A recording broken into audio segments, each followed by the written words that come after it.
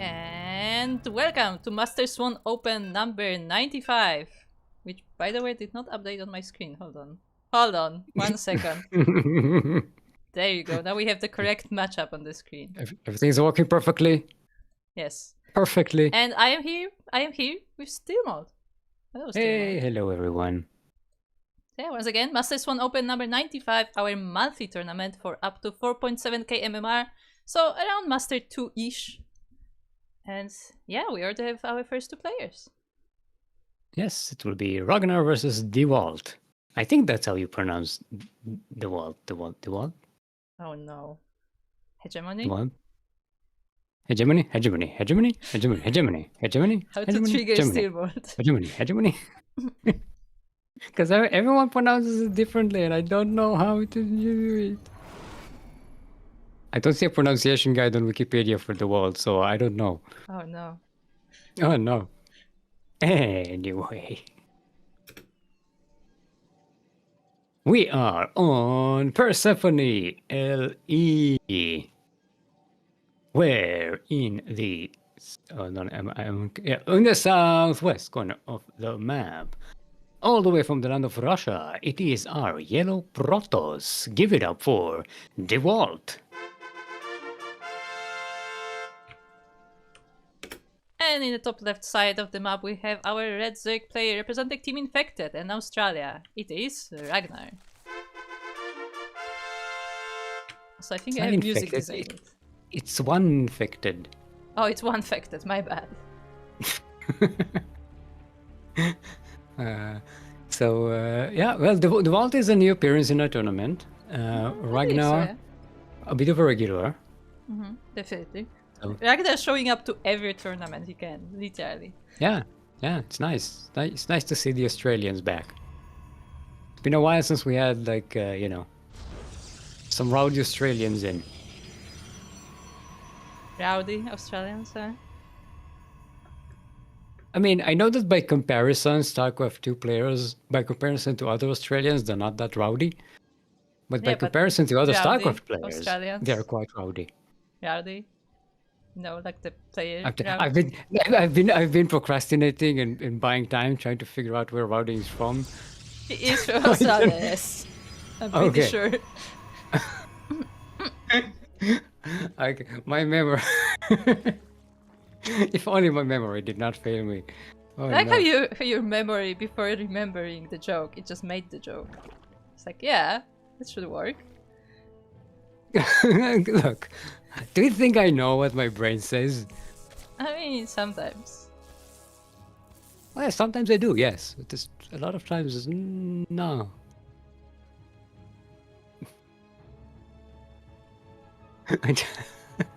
I just connect the brain and the mouth together and let them run.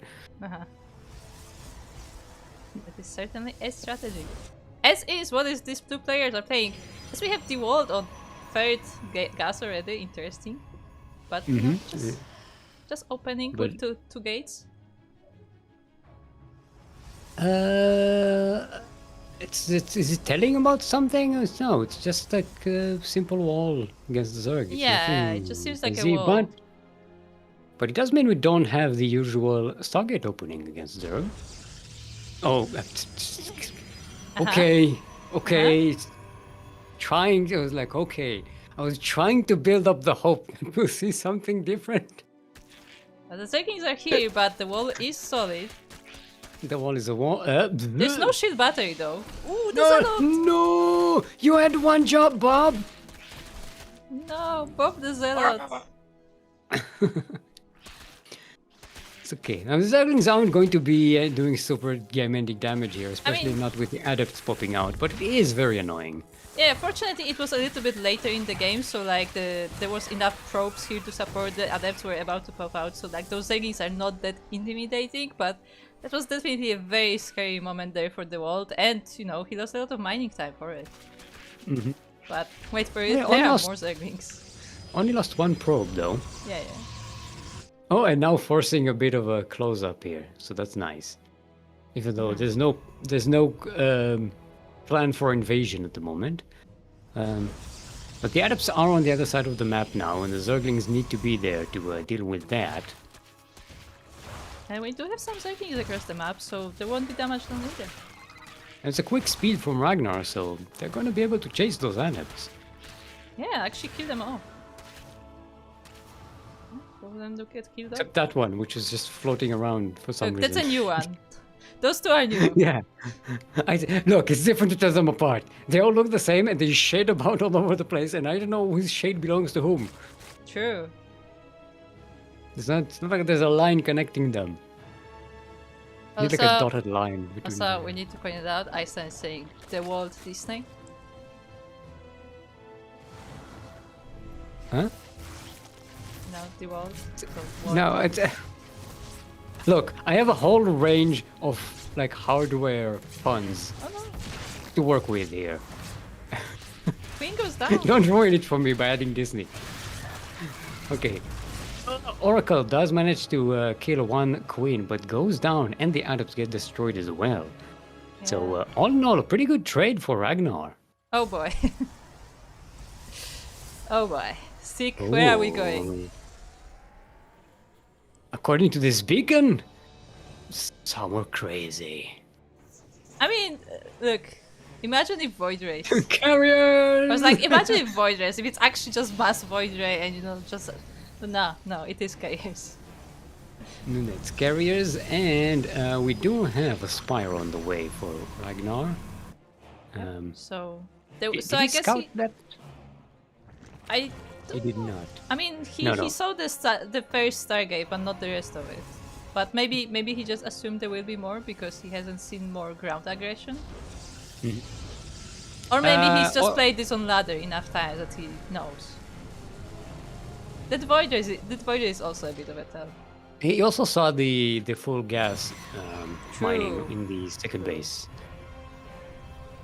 So that could be a tell that we're going to have a gas-heavy Protoss here, and if we're going Stargate and nothing else, Yeah, I it's mean, coming out. we did notice that the world started on the gas very early on in the game. So it was quite telling that there will be something gas heavy later on. Ooh. We have Nidus. Nidus, look at the butt. It's a butt. We have Hydralisk Warren, then Then. Hydralisk building what make Hydralisks on the way. Ooh. Ragnar did not connect the creep here. I think he just notices like, oh, these Yeah. queens cannot go around defending this. Oh, carriers are on the way. Do they get scouted? They get scouted now, I think. Yeah, I think they have Yes, been that's seen. vision. I mean, Ragnar has been preparing. Ooh, but going Mutas. That's a very interesting choice here. He was already going mutas before he saw the carriers, I think. Yeah, but even then, like, he made the Spire a while ago, but decided to take into Hydras instead. I feel like making Corruptors there maybe would have been better. Hydralisks, if you have a good number of them, they can just snipe out the interceptors. Yeah, no, so I agree. it My is a point good- is that the Spire was already there. It was not making anything, and then he went Hydra. Then, like the time delay is really what caused him issues here. Fair enough. So far, yeah, 6 Mutalisks dead. He's making 4 more. I'm not sure if committing to the Mutas is the way to go. He does have a bit of a Ling run by on the other side of the map, but it's very small, and in the meantime he loses his natural. There's one stalker on the ground. It's like, guys, can I fly with you? And GG's called, and DeWalt hammers in the victory. Huh? Huh? Uh-huh. Eh? Eh? Get it? Hammer? Hammer? Uh-huh. 'Cause- eh? Okay, Steel Mod. Do they make hammers? Yeah, like power tools, hammers. Hammer 'Cause, is like, not a power tool, unless y- it's like y- a there- mechanic hammer. There are like, yeah, the mechanical hammers. Yeah, Yeah. there's a thing. Okay. I don't know if the Walt makes them. I mean, either. The World is not a very common brand here, I don't think.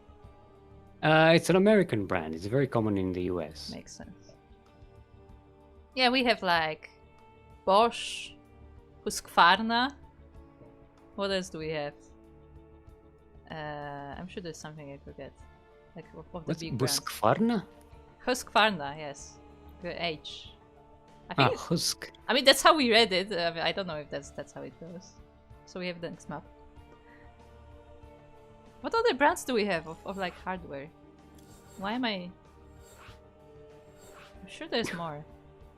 Okay, so Ragnar says the next map is going to be Last Fantasy. The Want answers, oh no. Ragnar says, oh yes.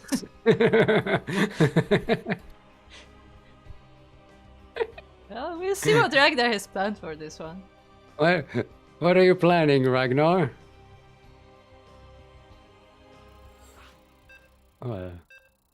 He's cooking something. Ragnar and Cost Phoenix were bantering in-game chat before the tournament. I missed that. They were very eager to meet each other in-game, already preparing which meme builds they were going to use against each other. Well, I mean, Ragnar has to get there first, as he is currently down 1-0. He hasn't nailed it yet. Huh? Do you have like a list that you just read off? No, I made a mental list before before the tournament started. Because it totally sounds like you're just looking through your papers like, I have a plan for this. No, the paper is in my head. It's okay.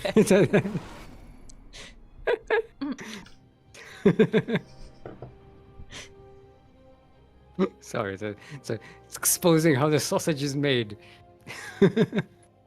Anyway, speaking of sausages, we are on Last Fantasy LE. Last Fantasy is, of course. How is that related to a sausage?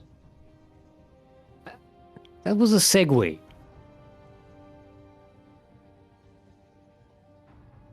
That's it. Just leave it alone. I didn't know how to segue from sausages to the map, so I just did. And hope no one would notice. But you noticed, and you called it out. And here we are. Okay, breathe. Can do this. In the northwest corner of the map, it is our yellow Protoss, currently up 1 in this best of 3 series. Making their debut in our tournament, giving up for DeWalt. And on the bottom leftish corner of the map, we have our red Zerg player from Australia representing Team Infected. It is Ragnar. And Ragnar is going catch first. Apparently there's a Brood War. Yeah, I'm looking it up right now. Yeah, the information ferry is on the job. I would be, if not for the fact that all we have of team, I think, is the challenge, and there's no challenge on the website. But they are from the same country, and he's also playing Protoss in Brood War, so I mean, could be.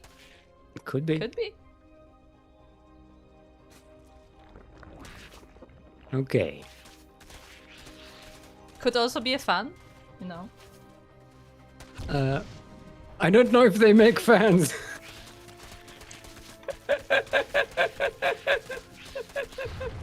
I mean, I'm sure they do. Look, some, you know, some constructions just require fans, you know, for good ventilation when you like working in your garage and stuff.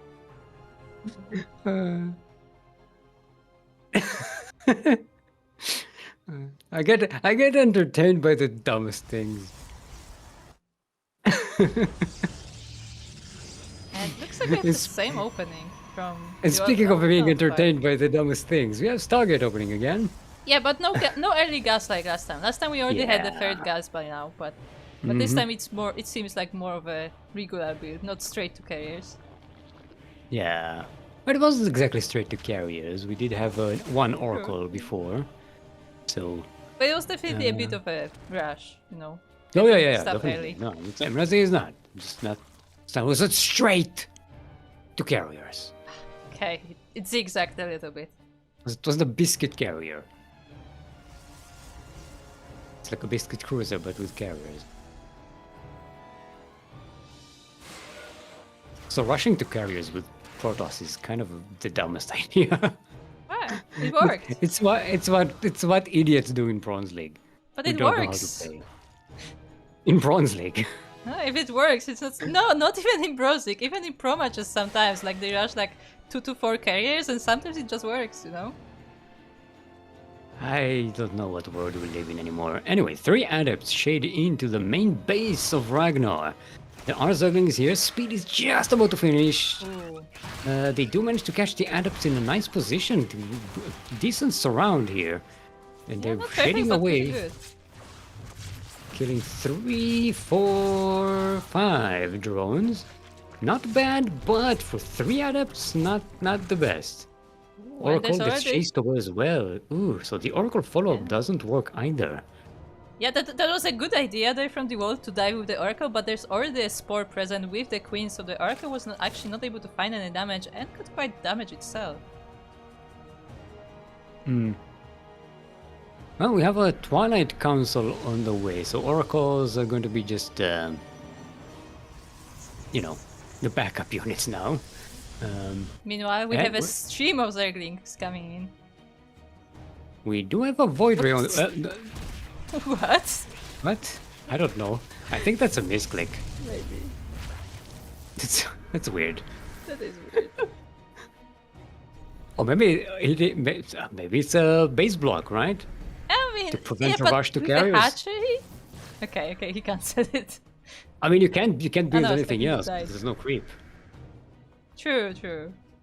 But that was quite adventurous. I think maybe like the hope here was that the Zerglings rush forward and then you make this base behind and like have like a reinforcement point of sorts.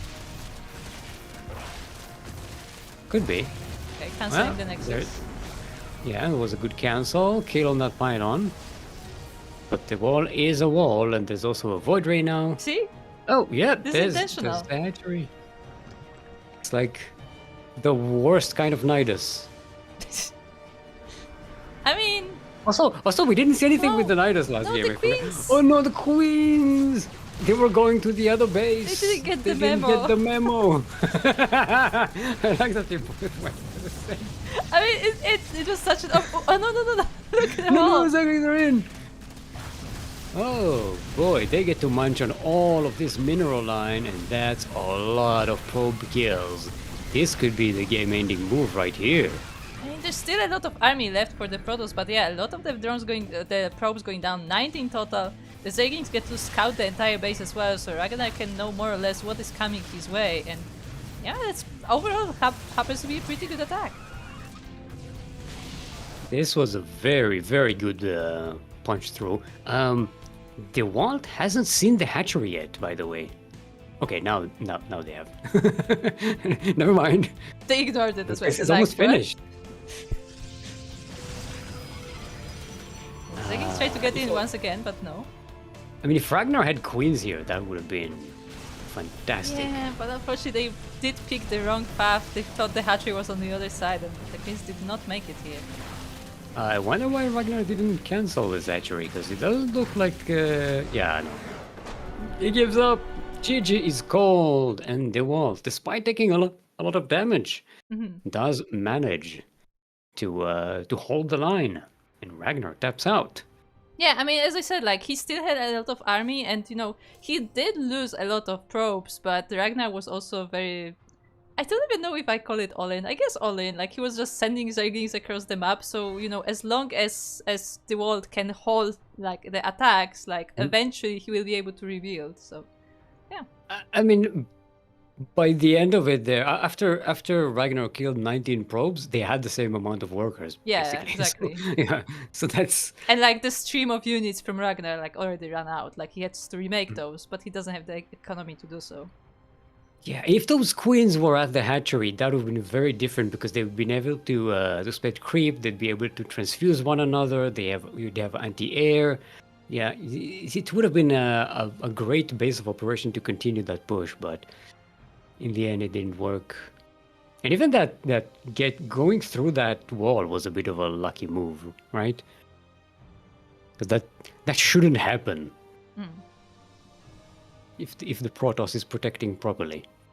Also, we just got an update from Light VIP, and apparently, yes, it is the DeWalt from Brood War. Oh, There you go. that's nice. That is nice, because he does have like a Wikipedia page on Brood War Wikipedia, so He is notable. Just not quite on StarCraft 2, I think. But that's really cool. I wonder if like I wonder if that's in any way related to SC Evo. That like, you know, because SC Evo like brings together like both StarCraft 2 and Brood War, like maybe like some Brood War players are starting to play StarCraft 2 and the other way. Could be. Hold on. Cost Phoenix is from Finland. Where we can go with you?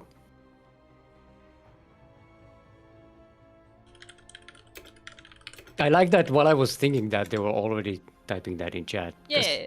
'Cause I'm so slow.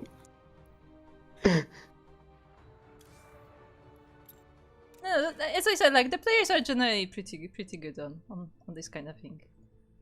Well, it's usually new players aren't as yeah, well but versed, as but we it just confirmed, like the world is not The a Walt new is player. not a new player. So like he's new to our tournament, but he's not a new player.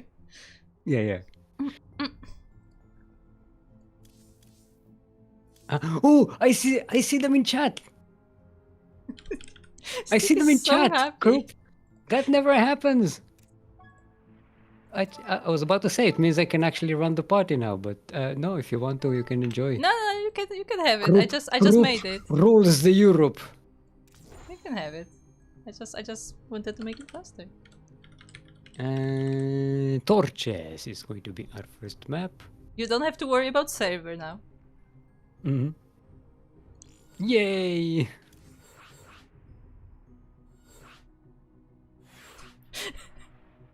Phoenix. Connors Phoenix is trying to do vetoes. He was trying to veto torches, and that's Yeah, the he was trying to veto veto torches, and the vault is like, that's the first map. F's in the chat. F's in the chat for Ghost Phoenix. He tried. Okay, both are ready. Let's get right on into it. It's going to be a nice, chill little PvP. Oh boy. Light is getting us more information that apparently the world started laddering like 1 or 2 months ago, but he was ineligible to compete because he didn't have the games, and now he finally can play. Nice. Yeah, but I do wonder what made him play StarCraft 2, if this was like through Evo or just, you know, just having some friends in both games. I do wonder. Because I think I first saw him in Evo. I want to say that I saw his name on the bracket. But anyway, welcome to Torches, the map that Cos Phoenix apparently really doesn't like, but unfortunate. We are here in the top right corner of said map, and we are looking at our yellow Protoss player. It is the Wall.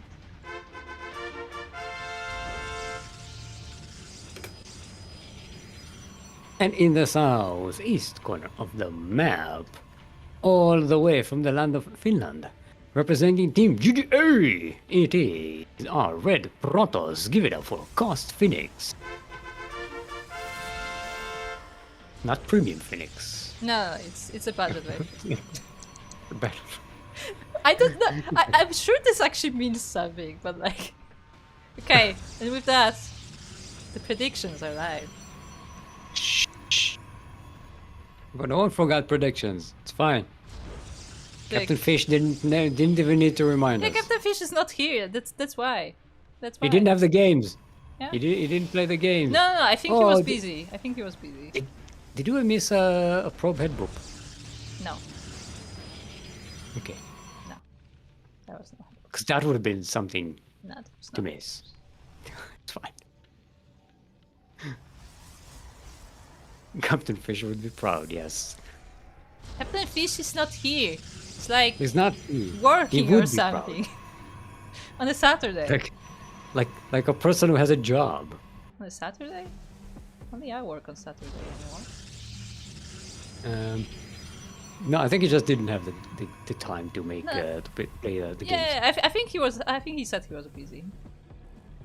But either way,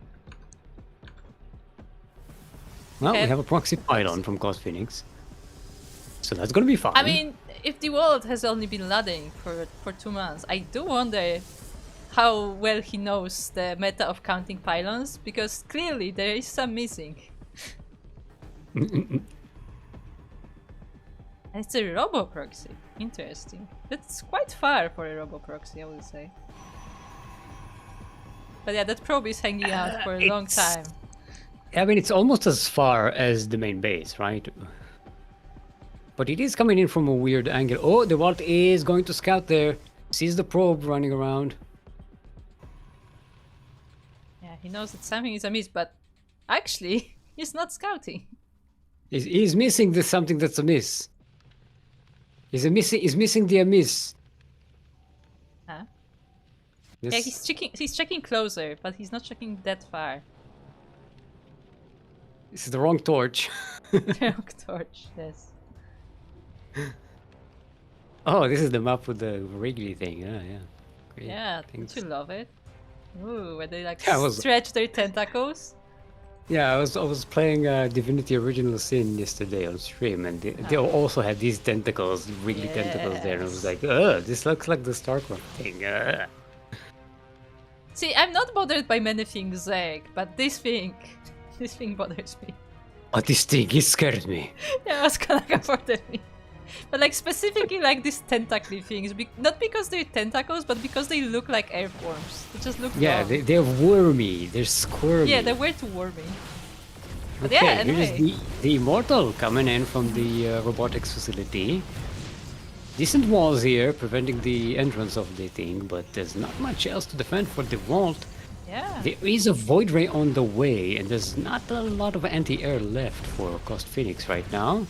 I say that as 2 more Stalkers are being warped in. Yeah, that robo definitely helped with the warpies as well, and now look at that advantage for Cost Phoenix. 4 Stalkers and that Immortal as well. The entire mineral line is gone from the natural base, and the vault is stuck in the main. And can't defend that natural base. The Void Ray goes in, but it has to back away. The vault tries to snipe that Immortal, but doesn't quite get it. Actually, that Zealot ended up doing a lot of damage. It did. Immortal. It did. But the That's Void Ray is gone, unreasonable. and now it's just the Stalkers versus the Stalker and Immortal army. Immortal is halfway through its health, but it's still pretty bulky. There is another Immortal on the way. It's waddling its way here. It's almost here. Well, I like the sentries here to give some... There we go. There Split you the go. forces from the ramp. You can't retreat. You're stuck here with me. Yeah, and there is no blink yet, as this is still a very early game, so... And the world went for the Stargate instead, so yeah, nicely And done! GG is called. Cost Phoenix brings in the meme builds. He That was promised actually the meme really builds. good. Yeah, that was very nicely done. Like, I wasn't trusting the proxy robo being that far away, but I mean, clearly it worked out because the world was not able to scout it, and I mean, the Immortal didn't have to be there immediately.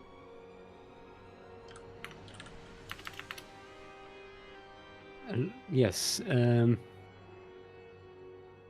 I'm wondering if the world... Because he knew that there was something coming, right? So it wasn't a surprise. Because he was scouting around. He knew that there was something amiss, right? As we said. Yeah, he knew. Just because he missed the amiss doesn't mean he missed the fact that there was an amiss. Like he knew, because you can see that like the probe was hanging out in the base of Cost Phoenix for a long time, just making circles. Like he knew that something is not right in that base. Maybe he was preparing for Proxy Stargate or something? That's why he got the Stalkers? Yeah, and that's was why a lot of preparing for Stalkers. Immortal? Maybe. I mean, what can you do against that Immortal? Maybe invest in a couple of extra Zealots? Just because Immortals are really bad at dealing with them directly? Yeah, I mean, Zealous could work, probably. The thing is that it's Zealous without charge. Because you don't have Twilight Cancel yet. So we have next month. Well, it's Stalkers without Blink as well, so it's not like... Nobody's any upgrades now. Yeah, but when you go chargeless Zealot against Stalkers, it it may not go very well. No, the Zealots go against the Immortals. I know, but like the Stalkers are protecting the Immortal, is what I mean. But you have Stalkers of your own. If the Stalkers are protecting the Immortals, your But Stalkers that's are the protecting thing. their That's the Stalkers. thing. You need both, and you need like an even composition of both, and that's more difficult.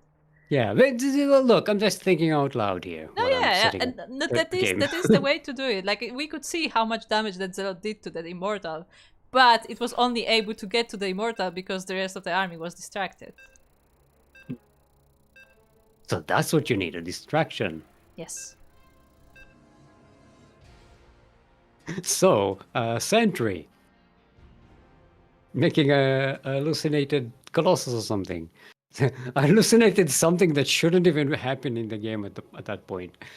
You know what? No, you just hallucinate a bunch of stalkers or a bunch of zealots. Because there's no I mean, detection that could do either. it. If you hallucinate a couple of zealots and send them to chase the immortal, Yeah. I mean, yeah, Because the immortal will have to back away and start a step away, right? as long as the opponent doesn't see you hallucinating them, so like actually believes that those are real units, like you could at least like force some unfavorable micro and stuff. Yeah, and that's actually a decent idea. I mean, we literally just had a clip. I will show you this later. So fun fact, guys, Vortex has prepared a new duct tape. Ooh. And it includes a scene where Hero hallucinates an immortal and Astrea jumps on it. Because he thinks it's an immortal. It was a bait. Yeah. It's just a bait. Speaking of bait, we are on ley lines. Trying to do something with like fishing lines and bait. Ah. That doesn't work because Hey, no. that's what ley lines Look, mean. that's closer to the map name than sausage. Yes, in the southwest corner of the map, all the way from Russia. Give it up for our yellow Protoss. It is Dewalt. Good job, Stig. You are improving. It's only up from here. And across the map we have his opponent. It is the red Protoss player from Finland representing GDA team. It is Cost Phoenix.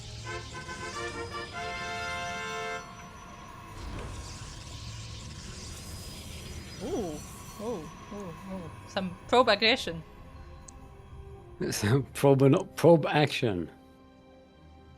It's gotta be a porno somewhere, right? Oh no. Why did you have to say that? There. It's the way they boop their noses. Stick! Probes are innocent, look at them. They're just cute and innocent. No, we're just big poopers. We just leave us alone. What do you mean? Yeah, Meet more. leave probes alone. Even meow. Meow.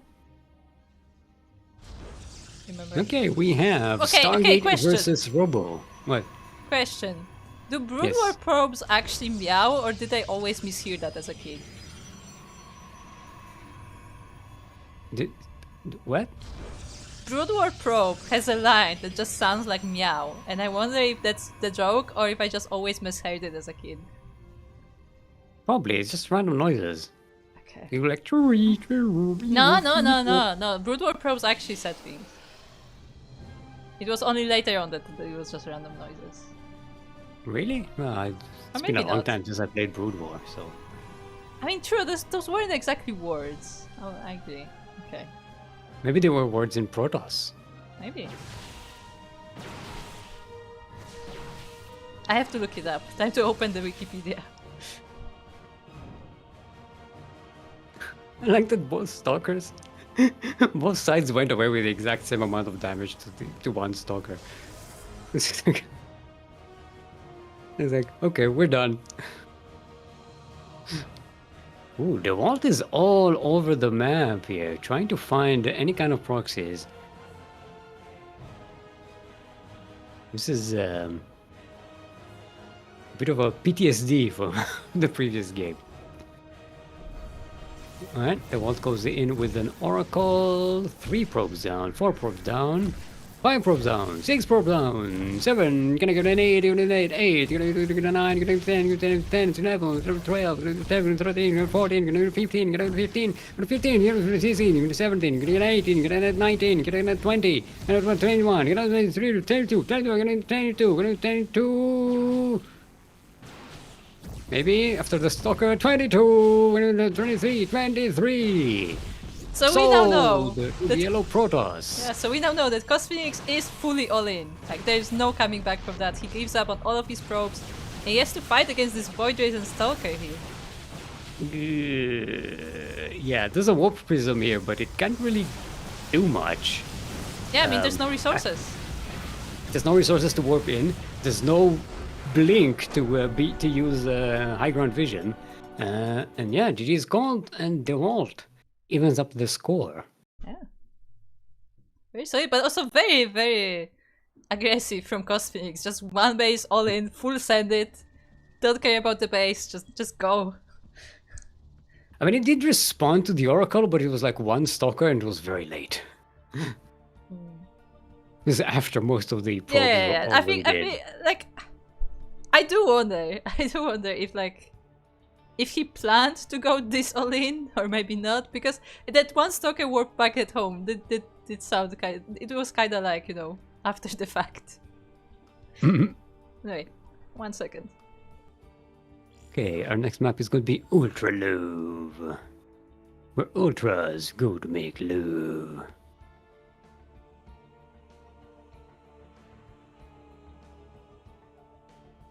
The winner of the match says, GG, do you think they're going to gloat and annoy with plausible deniability of being a sportsman-like player? You think it's actually do sportsman-like? No, it's considered customary. It's polite. It's to announce that if you left the game, you left, you surrendered intentionally and not just disconnected or something. It has both it's both a matter of manners and there's a practical element to it. Because sometimes it does happen when players like disconnect or something, and you think, oh, they just GG, they you know. Wait. Let's check. Phoenix, you don't want to play Terran? There we go. So yeah, so it's to announce the fact that you are surrendering the game willingly and not because you just disconnected or something. I think what the person is asking though, when the winner GGs. For winner match, does it? That depends. If they say it before the other player says GG, yeah, it's considered It's bad usually manners. considered bad manners. It's like saying, "Hey, you already lost, just Yeah. GG out." That's impolite. Yeah. Like usually you wait for the loser to say it, and then sometimes people respond, and that's fine. But doing it first when you're winning is probably not good. Usually, it's you say GG or GG well played or something like that, but it's not expected of the winner to acknowledge the loser in any way. Because usually there's no time. The loser usually leaves the game. So, Not always. Not always. Not always, but sometimes they have a usually. bit of a chat. They don't usually feel want like- to stay in a game they lost. It's not comfortable. Yeah, I feel like that more likely happens when you have players who know each other well or something. They Yeah. will like have a little bit of a chat. Or sometimes people are like, oh yeah, good luck for the next round or something, or they will like respond. So that's something happens. Sometimes happens. Yeah, but usually when you lose a game, you kind of want to get out of it and go to the next one instead of just like sit in it. It's very uncomfortable. By the way, we haven't So done nobody intros expects you yet. to sit there. Yes, I know. welcome to Ultra Love, where ultras go to live. In the southwest corner of the map, evening up the score to a sideways 1-1. It is our yellow. I think it's yellow. It's Yes. difficult to tell with the lighting. Yellow Protoss, all the way from Russia. Give it up for DeWalt. And across the map we have his opponent. It is the red Protoss player representing GDA team in Finland. It is Cos Phoenix.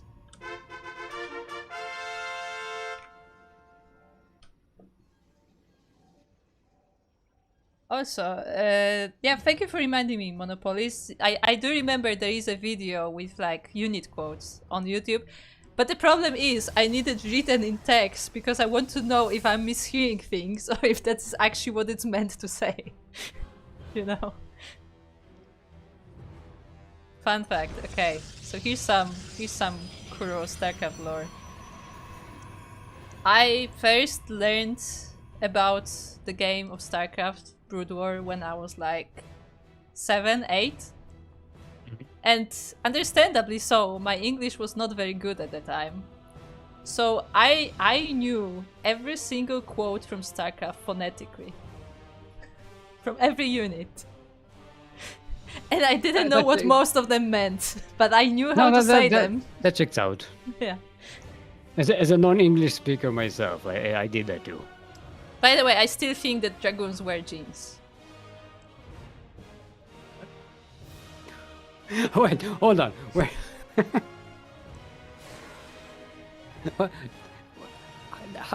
What? There is a line from the dragoon, the unit line, that just sounds like something jeans. I'm like, oh, okay, they're wearing jeans. Makes sense, you know? They don't have legs. They have like... They do have legs. Yeah, but they can't wear pants. I mean, have you like seen them wear pants? Spider legs. Doesn't make any sense. If a dragoon wore pants, how would they wear it? We need 47S again. Do the research. Find out how dragoons can wear pants. Do they use 2 pairs of pants? Because they have different size of legs, right? Yeah, I think each leg is slightly different. It's like 2 big legs and 2 small legs. Ooh, Cost Phoenix once again. This time the proxy was in the middle of the map. And yeah, it looks like it may be all in once again because there are no units back in base and the Oracle is coming in. So yeah, once again Cost Phoenix will have to give up on everything. Well, this time there's no losing the second base here, and the Water is doing damage across the map, so... I mean, so he did last time. Wait, not the first time, you know what I mean. Yeah. So the first time we lost the Nexus, and he didn't do damage across the map. Now he's doing damage across the map, and doesn't lose a Nexus, and he's keeping this Immortal at bay rather... nicely. There's a Void Ray out, and they should clear this out. GG is called. 19 probes on the other side of the map dead, by the way. Yes. And that's the Vault. Going for the reverse sweep. Nicely done. Very nicely done. Got caught a little by surprise there with the weird Protoss meta, but does manage to recover very nicely. I feel like also the world kinda like became wise to the strategies of Cost Phoenix because Cost Phoenix did a very similar thing all 3 games. So, you know, it was not exactly the same, but like all of those were very aggressive rushes and the world is like, okay, I know what you're doing. And you know, and he's like stayed back, he like made sure he has the defenses ready. And yeah, he was able to take it. Yeah, nicely done. So the World is going to face Troy Galaxy in the semifinals, where we also have Roselia on the other side, waiting on Hobobobo and Beast. I would have liked to cast that as well. We will be casting both semifinals, so don't worry about that.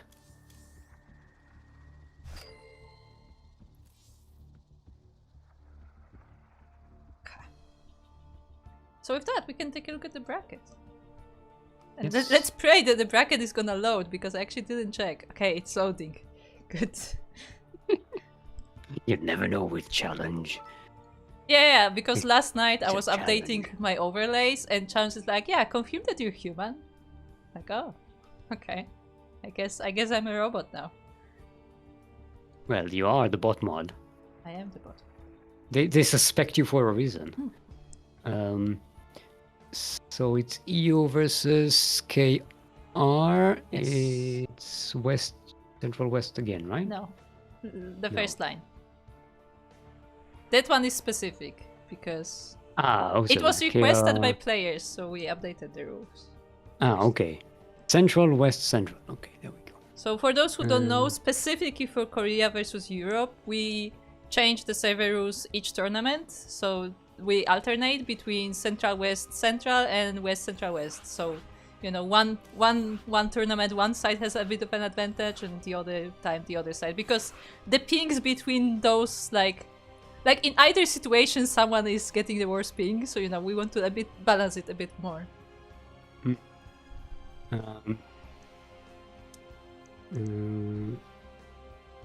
Sorry, I'm answering someone in game chat.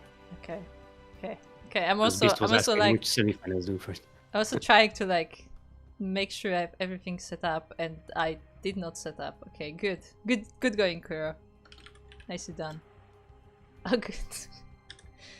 I am just... Everything is good, guys. I'm just doing so well. I'm not forgetting to do anything. I'm not like, mistyping things. It's so good. Backsteam up? Yeah, the world suddenly just became due. You. Oh mon dieu. Ah, okay, so Beast versus Hobo Bobo is finished, and it's going to be Beast versus Roselia. Okay. They'll be waiting for us. That's it. Wait, that's a rematch, isn't it? From last. Hold on. You're asking me to remember. No, I'm asking myself to remember. It's not. Distan and Roselia was the. But we also had thing. Hobo Bobo recently. I don't know if it was Master Swan though. No, I think it was in SDO. Okay. But anyway, we are now... It's confusing. We're running 2 tournaments and our brains are not equipped for this. No, our brains are out of RAM. Anyway, we welcome here to Maganata LE, where we are on the map that has the platypus on it. Anyway, we are here in the bottom right corner with the yellow Protoss player. It is the world.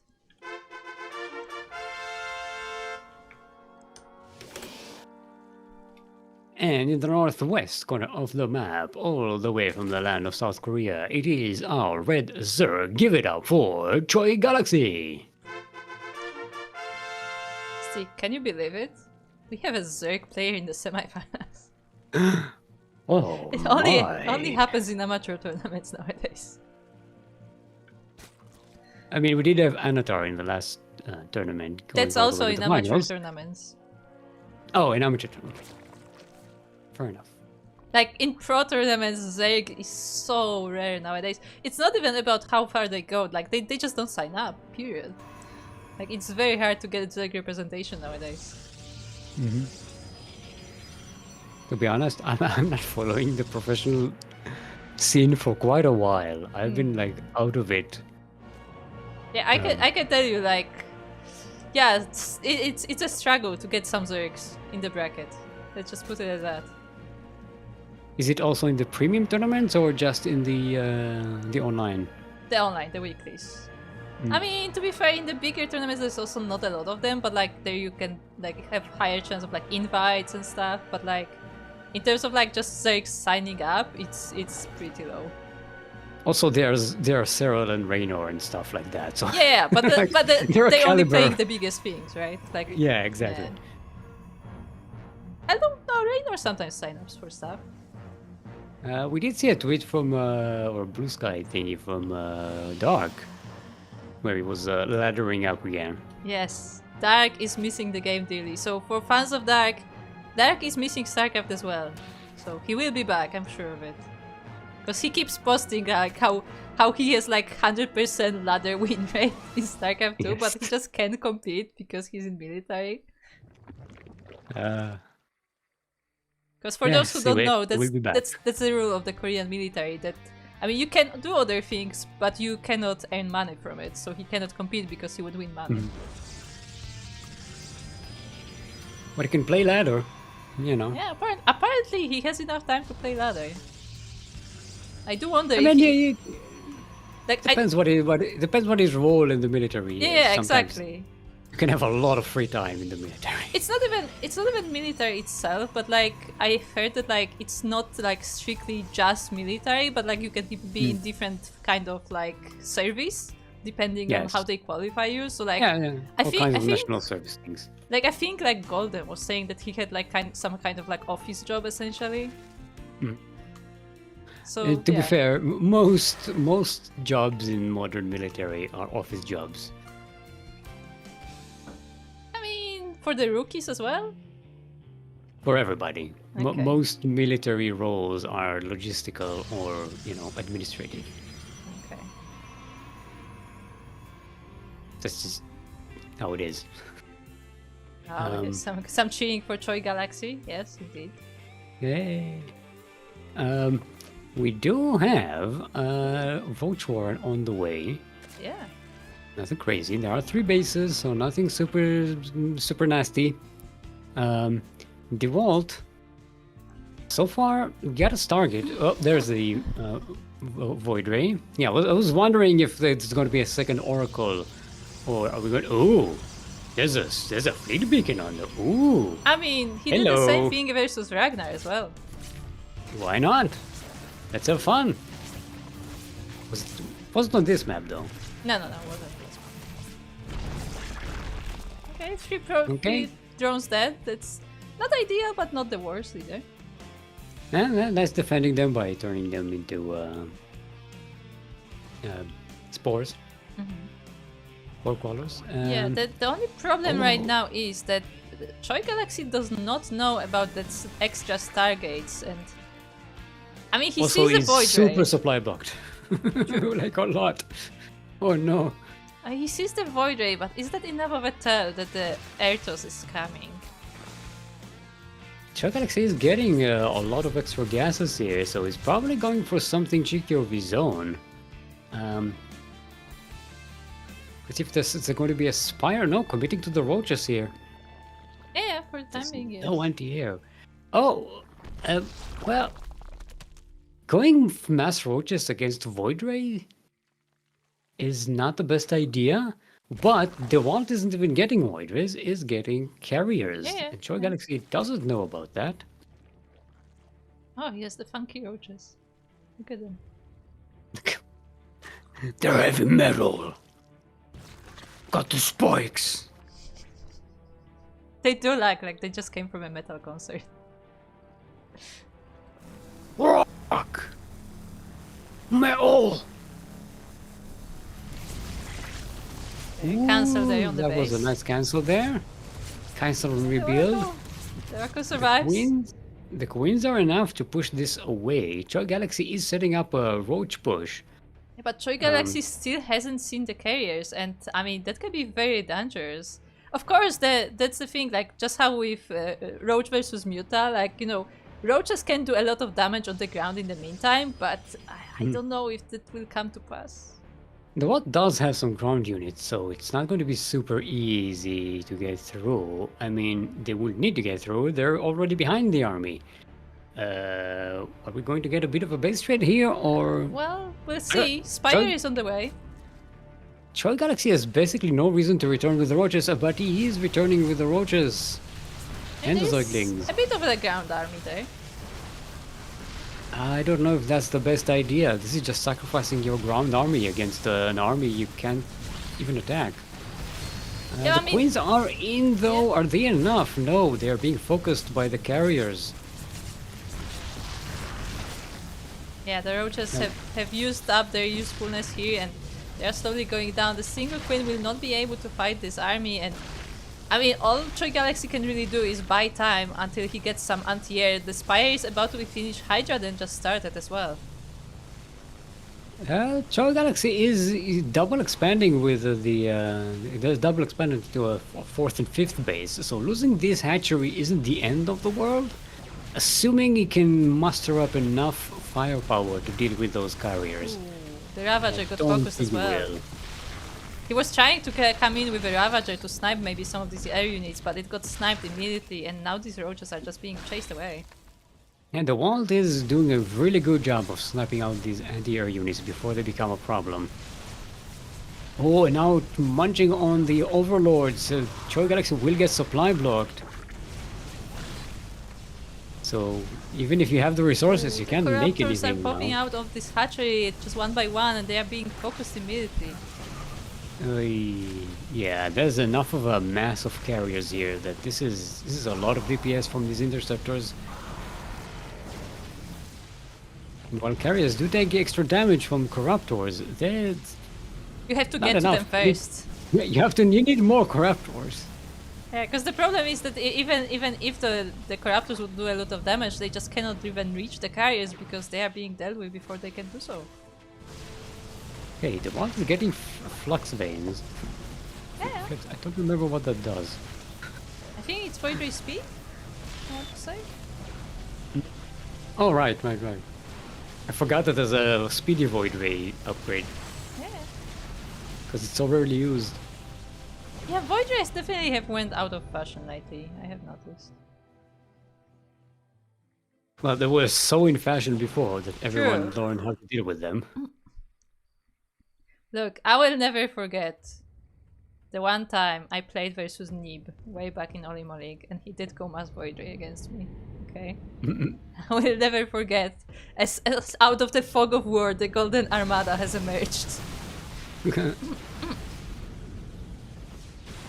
Yeah, the vultures are not. Joe Galaxy did get a Hydralisk then, but just did not make Hydralisks. I mean, he did get it very late, so before you get like enough of a number of Hydras to deal with this, like I don't think. Oh, but he still made roaches after that, so you keep Yeah, committing to the yeah, one unit that can't do anything against these carriers. yeah. I think, as you said, maybe it would be better if he did send the roaches across the map to just see what kind of like economical damage he can do. Mm-hmm. Okay, Incorporeal is going to be our next map. Central, West Central. Okay. What I'm saying is, I mean, if you add a few Hydralisks there along with the Corruptors, that can be a game changer in terms of dealing with that handful of like 3 or 4 carriers. Because you can just whittle down the amount of interceptors, right? Yeah.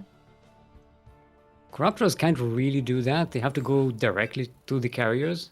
They have to attack the True. carriers directly. But Hydralisks can be at the back and maybe use the Corruptors to bait the interceptors into the Hydralisks, right? I feel like your idea is correct. The only problem is the numbers. Because No, that's what I'm saying. You small don't need a lot numbers. of numbers. I don't think you need a lot of I think you numbers. do. As a Zerg player, I think you do. I Not have again, this 'cause card. I'm saying in that situation where you're dealing with the first like 2 or 3 carriers, maybe 4 carriers, and you only have a handful of Corruptors, then the Corruptors are never going to win. But if you can use the Corruptors to bait the Interceptors to 4 or 5 Hydralisks, you may stand a chance. It's a theory. Hydralisk against 4 Theory. carriers? Okay. Look, you had like 8 roaches at the end there. Those 8 roaches Yeah, can be no. With that, I 5 or agree. 6 You could Hydralisks, instead right? of the roaches make the Hydras. Then maybe, yeah. I mean, of course, then you'd be a lot more vulnerable to ground attacks. So Exactly. it's always It's a trade-off. it's a trade-off. But I'm saying there's a chance you can win somehow. I think Maybe. it's a theory. Anyway, speaking of theories, in the southeast corner of Incorporeal, which is not real, hence it's a theory. See, that was a segue. It is Interesting. our yellow Protoss, all the way from Russia. Give it up for DeWalt.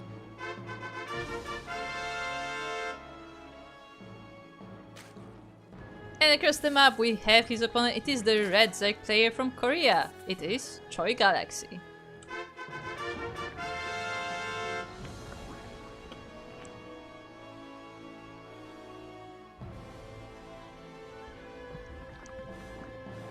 Okay, I didn't use drill.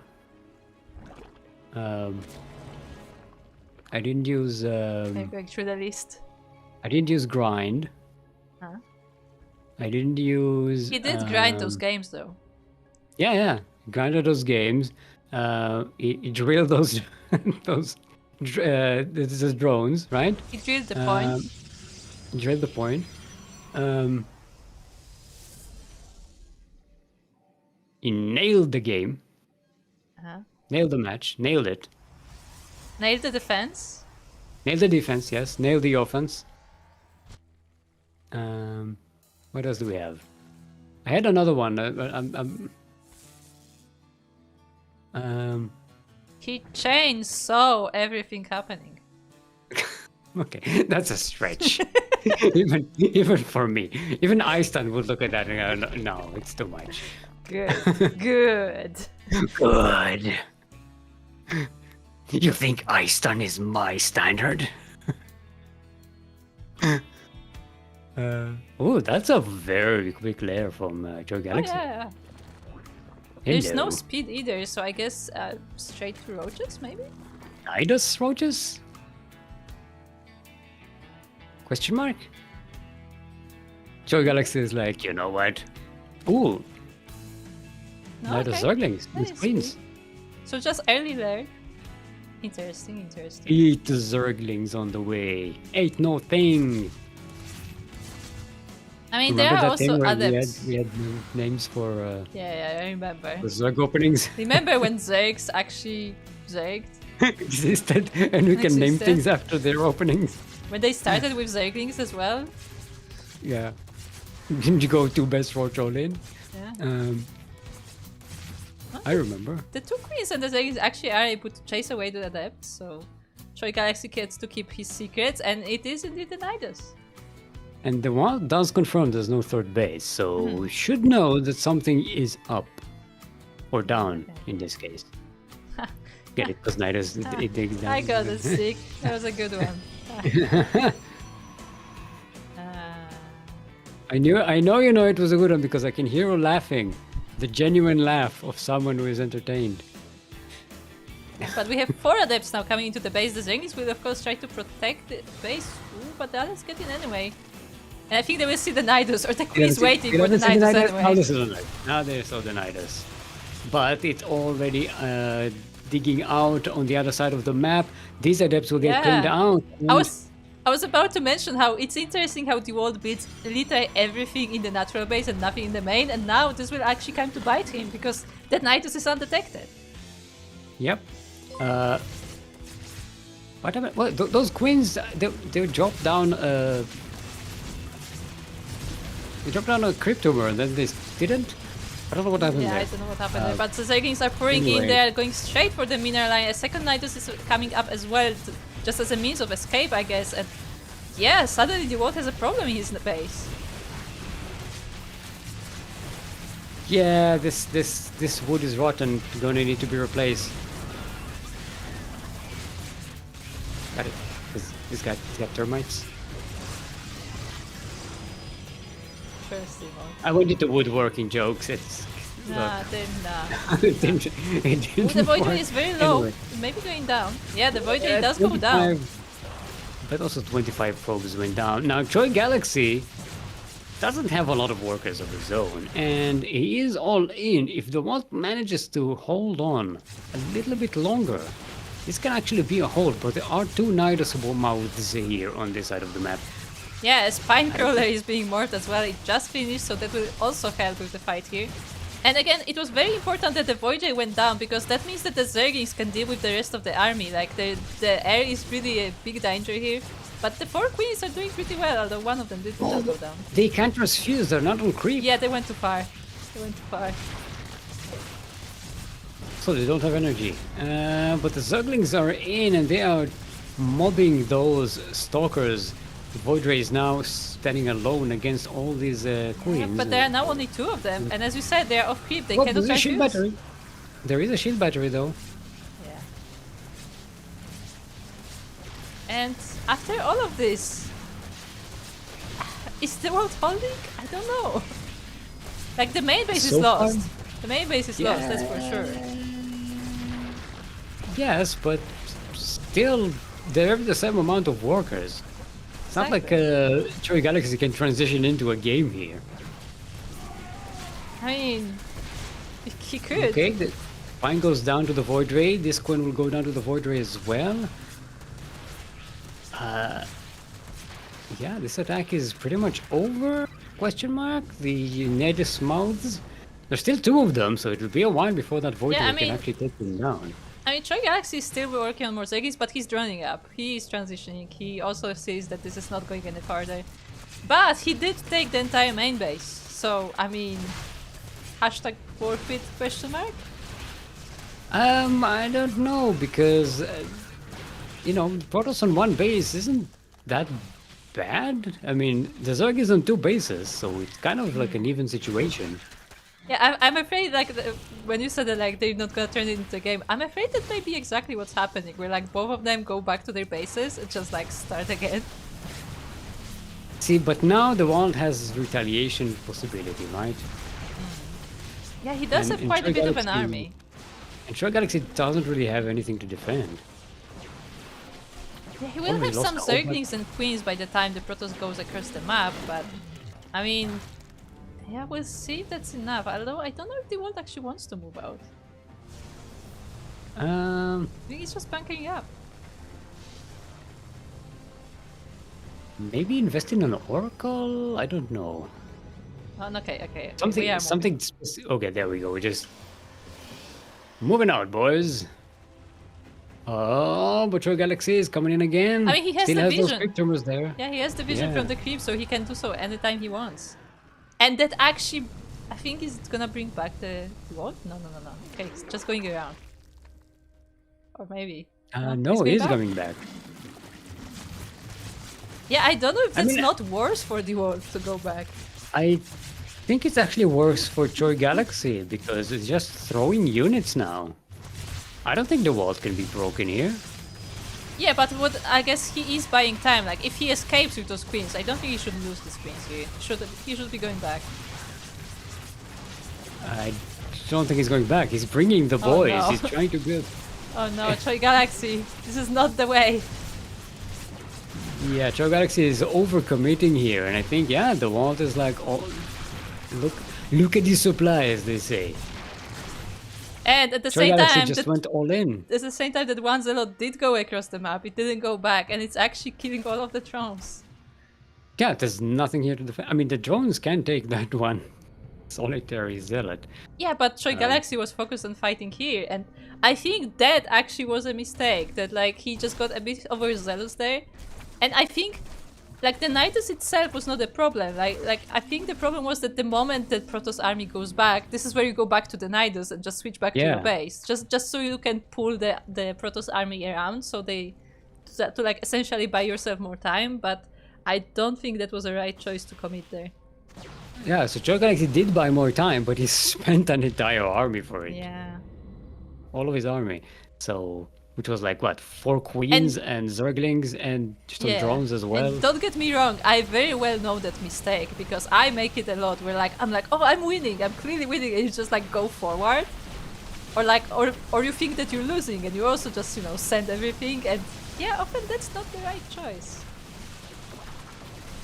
Yeah, and now Troy Galaxy is down to 1 base. There's nothing here to defend. There's a queen. That's the army. But of that was a Troy really good Galaxy. build, honestly. Like it did a lot of damage. I think like some small decisions here and there, and that could be a game for Troy Galaxy, honestly. Yes, but the Walt kept a cool head. Made some wise decisions. Controlled that game. I forgot to look how many kills that Void Ray had. Oh, a lot. Although there was more than one Void Ray. Oh, no. No, I think there was one. No, one was died pretty early though. Yeah, one died early. So that second one was just the one that killed all the queens and the Ah, Zerglings. okay. And the Spore, I think, as well. No, not Spore, the Spine. Yeah. With that, GG is called. Congratulations to the world, as he is now going to the grand finals of this tournament, of this monthly tournament for up to 4.7k MMR players. And we will be getting ready for the second semi-final. It's going to be between Beast and Roselia. So that's an A. Right? I like this sentence. There's a lot in this sentence. What? I feel like it's missing a few commas, dots or something, and then it just ends with a sharp S. It's beautiful. I don't know if you're seeing it. Oh, okay. Oh, in text. I thought you were talking about what I said. No. I mean, particularly in chat, in the in-game chat. Okay. Peace was just asking where Roselia is from, and it was just like a string of words with no commas or whatever other interpunction. So it's E. It's EU versus KR again. Yes. Ah, okay. Yeah, so for those who don't know, we were in the lower part of the bracket for the entire tournament, but there was also the upper part where we had Beast taking Hobobobo 2-0, as well as Roselia taking out Seekest as well 2-0. And now Beast and Roselia will be fighting for that second spot in the finals. I'm not seeing Roselia in here. Unless... Maybe they're away. They may be away. Possibly. Maybe they're in chat.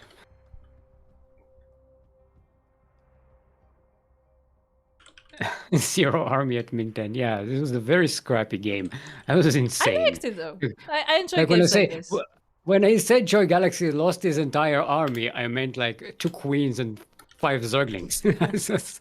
No, but I like this is the army. This is the kind of strategy I would actually play. Ironically, and this is fun. I liked it. Yes, I am that kind of Zerg. I do like these kind of scrappy games. They're very exciting. I don't like to play them. I'm a turn-based combat gamer. Oh, also in the meantime, during this game, we also had a resubscription from Captain Fish. Shout out to Captain Fish. Won't be able to stay long. Good. You don't need to stay long. We're definitely not forgetting predictions. We're not. What do you mean? We're not. I'm saying we're definitely not.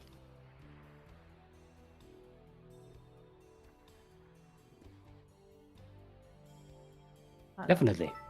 Okay, there's Roselia. First map is... I like how our brains are both like in different directions, just trying to get things going. Yeah. Because we both have stuff to do behind the scenes while we're talking, and each one is trying to buy time. Yes. Yes, it's kind of stupid. I recommend for everyone to try to be doing something where you have to like read and like change things and also make sentences at the same time. It's talk quite and a type trick. at the same time. If you really want your brain to bifurcate and explode, try reading. Try talking and reading chat and typing at the same time. Oh.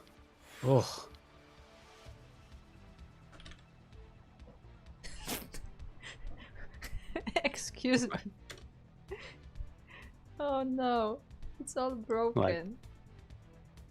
What? No, nothing. So casting tool decided that Devoid and Louder are the same clan. Fun fact. Because there's a D in there? I have no idea why, but it couldn't get through it. Is casting tool as dyslexic as I am? I guess so. These 2 words have the same letter in them. They're the same thing. And my favorite part was when I typed D, like the DE, and it completed with Uder. Like, that's not even a word. What are you trying to do? Like, I understand if it thought that it was like the other part of louder, but it just completed with the rest of the word louder. I'm like, that makes no sense. Casting tool, you're drunk. Anyway, we are once again on Maganata, and we have the first of our players in the second semi-final. We have from Austria, I'm correct? I believe it's Austria, right? Yes, from Austria we have, representing Clan Devoid, it is Beast.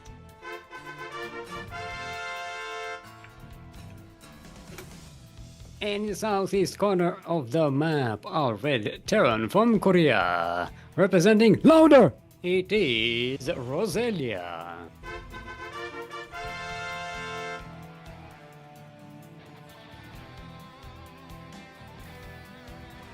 Thank you for the kind words, Joy Galaxy. It was a fun game. As I said, I would play that build. It looked fun. I feel like with some refinement, it can be very good. Yeah, no, that was a very good series. I liked it. I'm trying to see.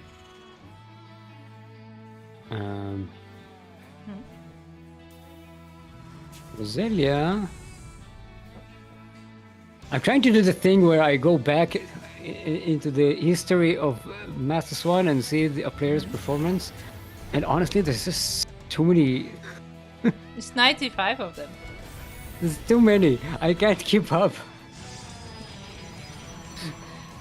So yeah, Roselia was the runner-up for the previous, the one before the previous Masters one. Okay. Went up against Distan, not that Not Stan. Dustin. Yeah. This time. And then again went up against Distan in the semi-final of the last one, the last Masters one Open. Distan today not showing up. Yeah, Dustin has. I don't think he has played recently, so it might have been a bit of like, around the Epic LAN, a bit of hype. But maybe we will see him again, who knows? I mean, he is the two-time reigning champion when he's exactly. not here, so to defend the championship. Unless it's also possible that he just graduated, as in he passed the MMR range. Ah, okay. Do we really want to call it graduated because Yes. it has such a weird connotation with like pop culture and stuff? Because it usually means like retired from the business. I hate that that's a thing. Yeah, me too. I hate it. No, see, I like the way it graduated because we treat this as like the academy where like they're learning and then they graduate from the tournament and then they can enter the open tournaments. Yeah, and they move on to bigger and greater things. Yeah, but in the exactly. pop culture, it means you're done. Yeah. You're too old They're for dead. this. They take you out the back and shoot you. like a wounded horse. I hate This this as is- a thing actually. Yeah, me too. I hate it as well. Like I hate think that that's the word they use. They'd be like, oh, like this is like the end of the season or something. It's supposed to be the beginning of your life, not the end of your life. I mean, how do I The end put of your it? career. Sick. I feel like this is one of those things where like the people who create those terms are the people who are really young. So it's kind of like that thing. Oh, you're 30. You are like just grandfather. You're 30-year-old. Like, that kind of thing where like the young people have like different perception of age. Fucking Zoomers. No, it's not Zoomers. It's just generally young people, regardless of era. Well, they're the current young people. I feel like Zoomers are getting Actually, old. no, they're starting to get old. Yeah, that's what I mean. I these feel like Zoomers are getting old at this point. What as time goes by, even the Zoomers aren't young anymore. That's how old I am. Wait for the alphas. So we have a bit of a Widow Mind bro sneaking in. Yeah, and a Banshee follow-up. Beast is on the march, though, with Stalkers. Blink is halfway done. They do get scouted here. And they get the Cyclone. That's a great boon for Beast, but there is a tank.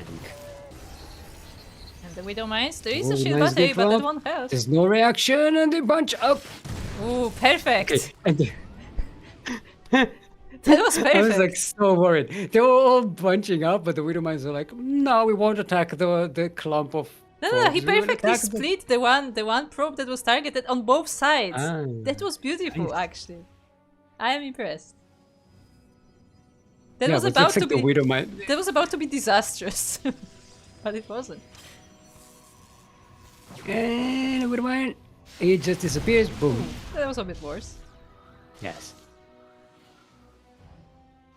But yeah, that was actually perfect because you want to split at the last possible second because you don't want to lose mining time, but also that was good. I liked it. It was very Also, risky, but it paid you off. don't want to give them a chance to retarget. Yeah, exactly. Okay, Roselia is on the march with the boys at the back, in the rear with the gear. I mean, They they even bringing a gift of minerals. they are. I thought they were gonna like fix the tank maybe. That's like almost like falling apart, but no, they're just going forward. Now they're going back. No, they're just gonna look at Oh, it. they're not an auto fix. They're just looking at the tank. I know there's a battle going, but the tank is very important. It's very important for the battle. There's a third tank, but I think Roselia is losing a bit too many Marines here. I mean, you say that, but there's only stalkers in this army, and they are going from the back. They do have blink, remember? Yeah, that's the 1-1 tank if it was fixed. Although I think... Wait, do 5 stalkers one-shot tanks? I can't remember. I don't Chat, know. look it up. Do 5 stalkers one-shot tanks? Someone do the math! We're streaming, we can't do math. No, can't do math. It's in the contract. It's in the contract. We're forbidden. It's against union regulation. Ooh, looks like- speaking of union regulations, it's against union regulations to let your tanks be mobbed by blink stalkers and zealots. Yeah, Beast And, must enough Chargers, army. in fact. Yeah, Roselia lost the entire army, and Beast is marching forward. Roselia still has some defenses, though, so I don't know if this can be broken. But Beast, nevertheless, did expand to a third base, so... Yeah, going comfortably into the next phase of the game. There's the Templar Archives on the way. There's predictions on the way. There's... There's nothing to be worried about. God damn it, So what Steve. is on the way? It just blinked in my chat in the corner of my eye, and I was like, "Oh, Captain Fish didn't even need to be here to remind us." The reminder. He has the memory of a goldfish. He's the only one who remembers the predictions. That is such a sad state for our memory. No. I heard that that's actually a myth. That fish actually have decent memory. Yeah, I know. Yeah, so it actually works out. Those Mythbusters episode about it. Way back when. God damn it. Roselia is switching to bio, but okay, I thought it was going to be a mech thingy, but no, we're getting combat shields and steam, which the Marines did not have before. Not true. They didn't even have combat shield. But now there are zealots coming into the base. I mean, the reinforcements will be here. Well, the beauty of Marine Marauder production is that there's always like a bunch of goons in your base, ready to attack someone who was attacking you. Well, this both has some areas time on- to build up. But they're both on 3 bases.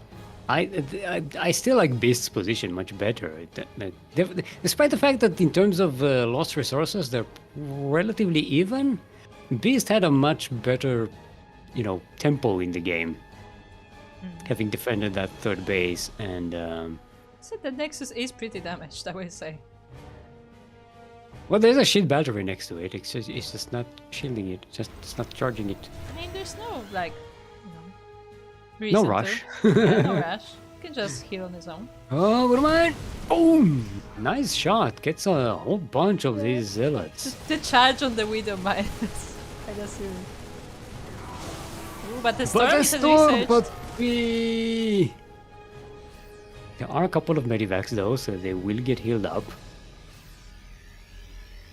But that means that Beast has to back away. Doesn't want to commit here. There is a robotics bay on the way and a second robotics facility. Colossus And we're production gonna on the get way. double Colossus! Oh, someone actually did the math. Yay! 3 shots from a siege tank in siege mode are required to kill a stalker. What the other way? No, How many the other stalkers way. to The kill other the way. tank? How many stalkers do you need to one-shot a tank?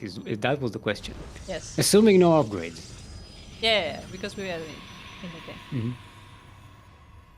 So they did the math. The math was right, but it wasn't the right question. You answered the wrong question. It was the right answer, but wrong question.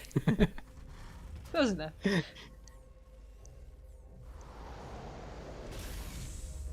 Still, no. 3 shots from a siege tank in siege mode are. That is a lot.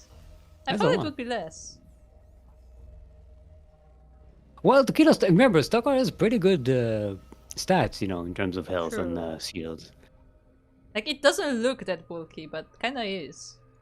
Mhm. Like, it looks like I mean, it's just all made of Protoss- sticks. All Protoss units are have way more health than you expect them to be, right? I wouldn't say so. Like Zealot looks like he's like well armored and stuff, but the Stalker look at those stick legs. But a Zealot has 150 health and shields together. That's like 3 Zerglings, right? I don't deal in numbers. Zergling has nice EMP. 50 health. No, a Marine has 50 health. No, Marine has 50 health.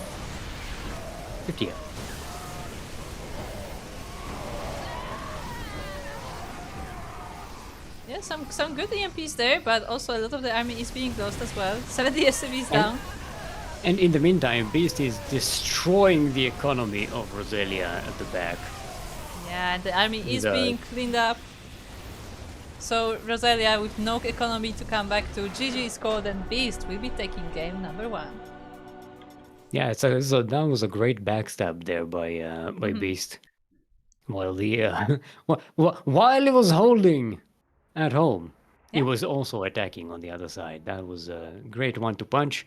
Roselia was setting up some liberators to come on in, but they weren't really set up for defense at that moment. So too much damage was being had there. Yeah, very nicely done by Beast. Very solid game, I would say. Ultra Love is going to be our next map. And I have to look at the thing again. West, okay. As if he says 12 shots. I think it's less than 12 that. shots. No. Like, so I don't know exact numbers. So why are you? I think it may be okay. Tank HP. Okay, let's go.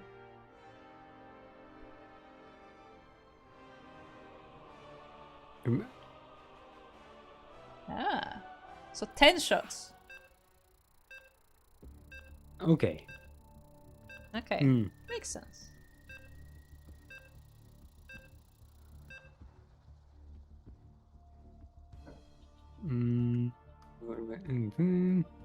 That doesn't take into account armor, though, does it? I mean, the tanks didn't have armor, though, did it? Or do you mean just that they come in with built-in armor? Yeah, don't with they? the built-in armor. I see your Factorio brain is firing up. Yes, I have a tactical brain. It's not very good, but it does exist. No, it works. I've seen it in action. I'm good at deduction. I'm just not good at execution. Anyway, speaking of deduction, we are on Ultra Love, where ultras go to love. That's what I deduced that name means. In the southwest corner of the map, all the way from the land of Austria, it is our Blue Protoss. Currently up 1 in this best of 3 series. Give it up for the Beast, representing the Void. And across the map we have the Red Terran player from Korea representing Clan Lauder. It is Roselia. So I just... Cause you say about how, you know, the names and stuff, I'm like... So, Beauty and the Beast, we have Rose from Roselia. And we have the Beast. Okay, because it's a connection. It's on Ultra Love, you know. It's a stretch, but it's a connection.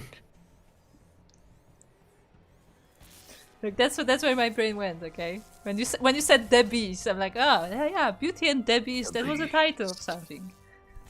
Yeah, but the name of the princess in that story was Belle, so it's Rose now. I changed it. It's Rose. There was a Rose. There was a Rose. There was a Rose, but it wasn't a character, and it wasn't called Roselia. Look, this is Roselia, my Rose. Yeah, it could have a name. You don't know that. Maybe it had a name. Look, there's stretch and there's stretch, and this is Don't forget stretch. to stretch. Don't forget to stretch. This is such a stretch. Even the roaches are like, whoa, this is too much. It's like doing splits. You have ballerinas who are like, is that necessary? It's much. It's a bit much. Ah, there you go. We have an update.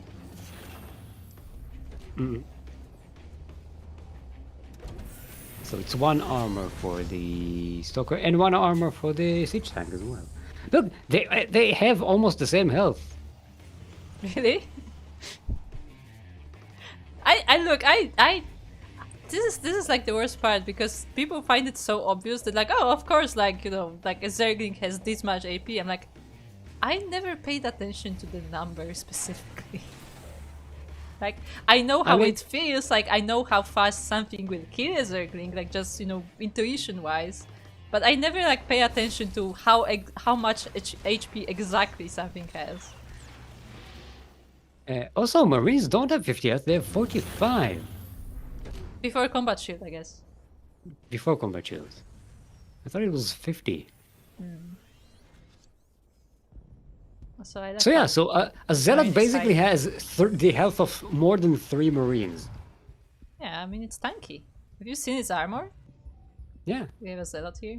We don't. So my point is, Protoss units have a lot of health in shields. Have a lot of HP. But my point was that they look like they should. Like, look at the Adepts. Look at that outfit. Like, that looks like an armor. The Stalker looks like it's gonna fall apart if you sneeze on it. Yeah, I mean, well, the Adepts have that big shield as well, right? Yeah, exactly. Stalker looks like it's gonna topple over if you kick it. I mean, it does have that Karen haircut thing going on inside of the thing, right? It is a Karen haircut. I don't think they have a haircut. They don't have hair still. No, I mean that thing on the side of their head. Kind of go to the side. It looks like a Karen like haircut thing.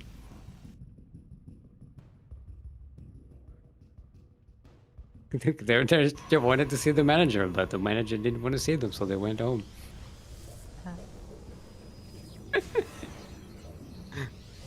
Anyway, we have Link on the way. And across the map, once again, Banshees. Last time we didn't really see the Banshees come into play. They were into part of the main army, but they didn't really do a lot, I feel like. They're not the best against Stalkers. Stalkers can really, really shoot them. Really, really shoot them. They shoot them very well. Shoot them well with the lasers. Yeah, but now there's only 4 of them, so I don't think they can face this army. But at least Beast is aware of it. The Kant and Roselia is out on the map. Beast is setting up a defense. There's a shield battery here. There's a sentry force fields and stuff. Buying some time, trying to snipe that Cyclone. That's a really good move, using the Blink Stalkers to delay the army and get some pot shots.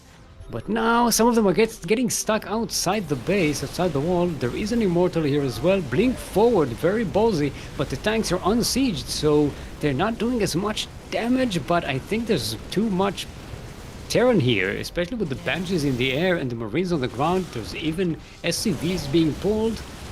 Is it enough to break the wall though? The Immortal goes down. Beast overextended a bit. He went very far away from the shield battery, and those units had no support, and with the Terran army they were able to slowly be just like, you know, whittled down. And now the Terran is coming into the natural. There are some reinforcements, but it's not enough. I like that the SCVs are attacking the Stalkers and the Marines and the tanks are like, we'll kill the pilots, it's fine. Yeah, we'll be your backup. Good luck out there. Do your thing. This isn't even our thing. Let us know if you need us. We'll be here. Don't worry, we're backup. It's like, you're doing great. Keep going. Keep going. Do the buzz thing with the buzz. I like the offensive bunkers there. Yeah, like Roselia is fully setting up in his natural base. We're here to stay. Yeah, I mean, it is working out. Now has the vision of the high ground as well, so the tanks can actually shell away at that production. Keep in mind, Beast does have a base outside, so he could like recall the probes maybe or something. But yeah, this main base is now fully sieged. This Immortal will pop out at the last second here. Yeah, it did. But the robotics facility goes down. Charges started for Beast. The boys are going home. Yeah, the boys are going home. They served their purpose here. They killed the Stalkers. That was their role in the army, apparently. Also building bunkers. The air and the retirement. Ooh, sniping those shield batteries from afar. That's a really nice catch for Roselia. Yeah, and the And Stalkers are trying to snipe those Banshees, but every time the Banshees move back straight into the tank fire. So yeah, this is a very good position for Roselia here.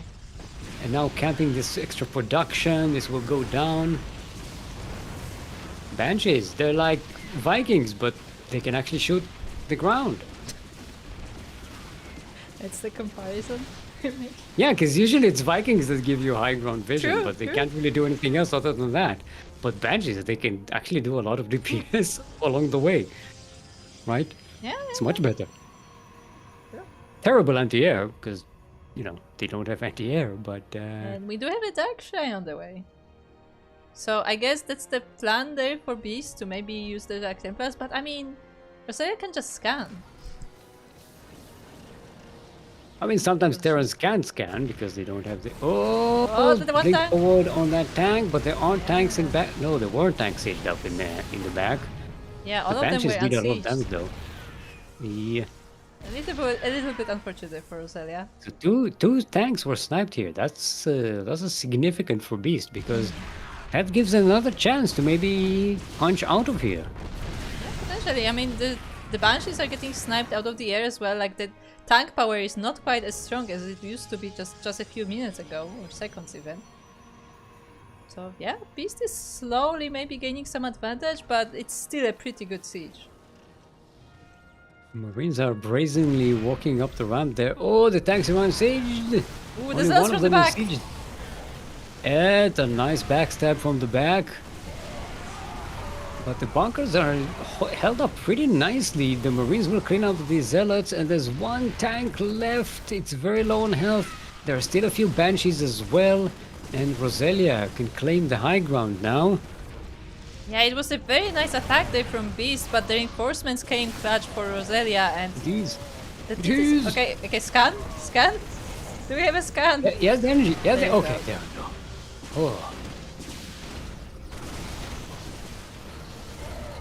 Oh, second one. Oh, you it got does sniped. manage to go down at the Yeah, you same got scan.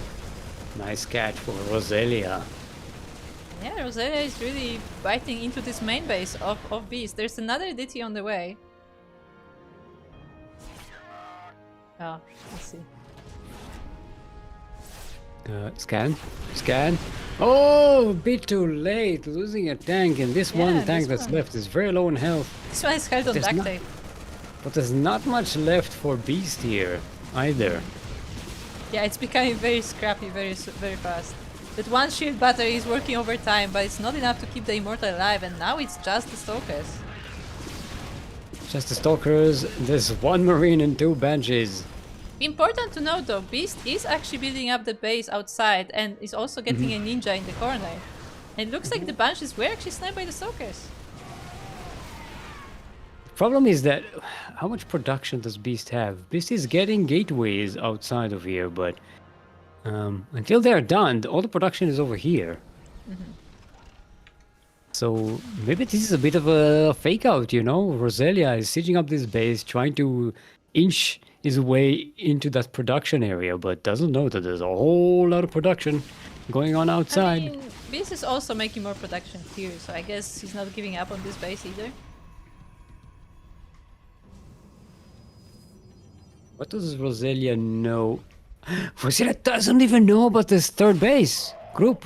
I feel like Roselia can suspect there is a base just because of the Zealots coming from the back, so at least suspects that must be something behind them. But I don't know if they know about the entire base. No, they don't know. There's no vision on it at all. Has never been vision on it at all. And Roselia backs away, loses 16 SCVs. Because they assist this base. Still not 18 this often. SCVs, 19 SCVs. That's It's a DP, yeah. yeah, the DT in the main base.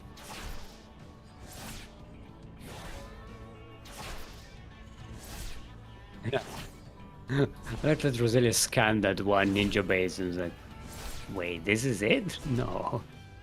There's a full other base with production and everything. It's full saturated. Yeah, absolutely zero vision of it. Rosella is not in the worst position though, because Beast isn't super far ahead economically, even with those bases. Rosella does have 3 bases. Upgrades are on the way for Roselia, a little bit faster for Beast. I feel a little bit faster than Beast's upgrades are coming. Beast is using the DTs to turn into Archons. Yeah, and Which Beast has is a managed nice to addition. get quite a sizable army. It's mostly Zealots though, gotta keep that in mind, but that's still pretty strong. Well, they are charge lots. Yeah.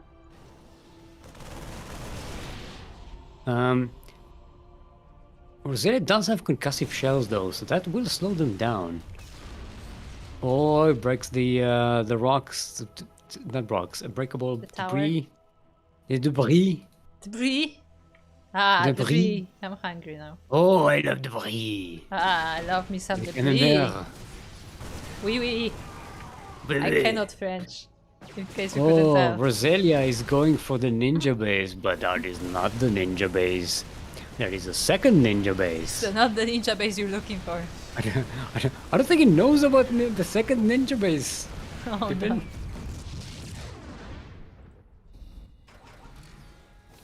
Oh no, the tanks! The tanks get caught unsieged by the charge lots. Still, this is a very powerful bio army. I don't know if they can run into this. Oh, well, they can try. Yeah, they can kite. Nice anti-armor missile as well. Oh, there's no medivacs. Oh Yeah. no. Just the Raven. That said, the Protoss army is... I don't think they're winning this engagement, but I mean, they can chase them nonetheless. Also... Again, we're in a weird situation where they're somewhat even? Question mark. Also, a quick shout out to chess coach Andreas for raiding us. Hey, Welcome to the welcome, StarCraft everybody. tournament. StarCraft 2. This is an amateur tournament for those who may not be aware of what it is. This is an amateur tournament, a monthly tournament for up to 4.7k MMR players, so around Master 2-ish level. Beast trying to get here. The wall is actually preventing from getting in. There's still no mediv. Nope. No health plan. No healthcare Where's in this army. Roselia. I know a way the to DD heal. provides a distraction as the Protoss army just comes from the side here. I don't know if this is enough though. Yeah, that is not enough. That is a very powerful Terran army with +1 armor and +1 weapons against an unupgraded Protoss army. And just like that, Roselia evens up the score. We have ourselves a sideways 1-1. Nicely done. Very nicely done. I was about to say, Roselia's idea of a health plan is just to replace everybody. Just why heal the units when you can make new ones? Look, it works.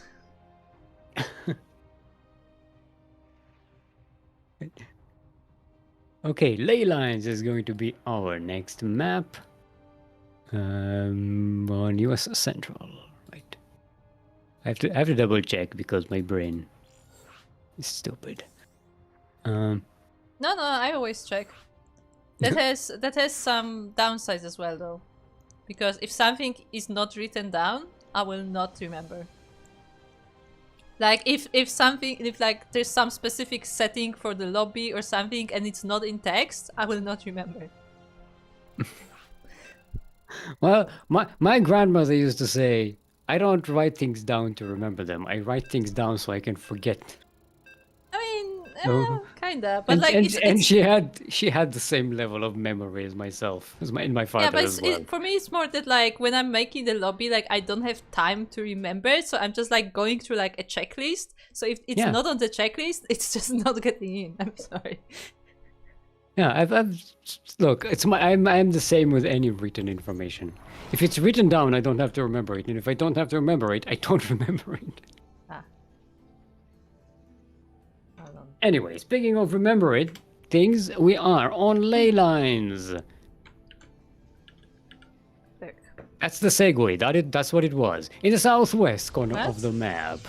all the way from the land of Austria. It is our Blue Protoss, currently sideways 1-1. It is in this best of 3 semi-final. Representing team The Void. Give it up for the Beast.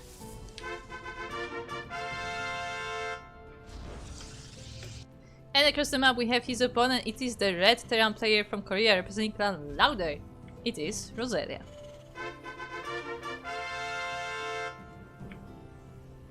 I like admirable sausage in chat. What I a was name. GM in HOTS.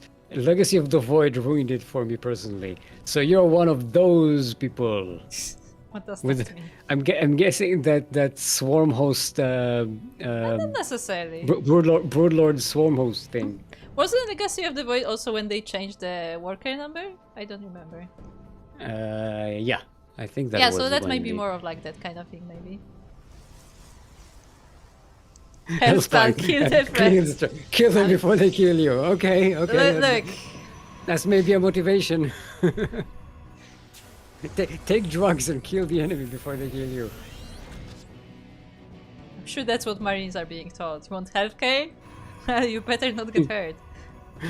Healthcare is for winners. Yeah, healthcare is for winners, exactly. We have healthcare at home.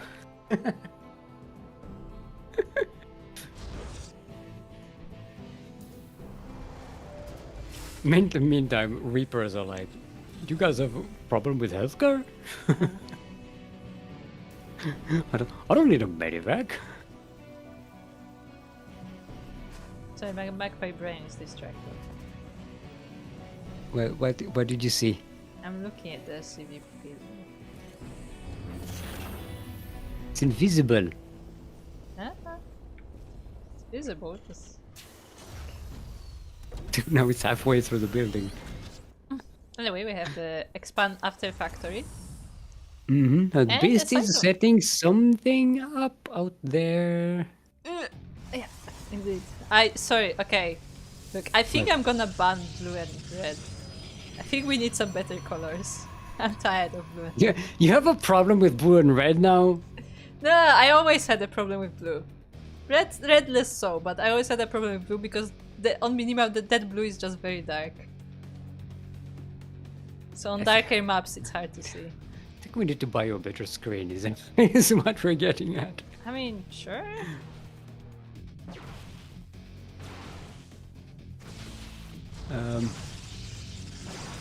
Oh, it's Proxy Robo.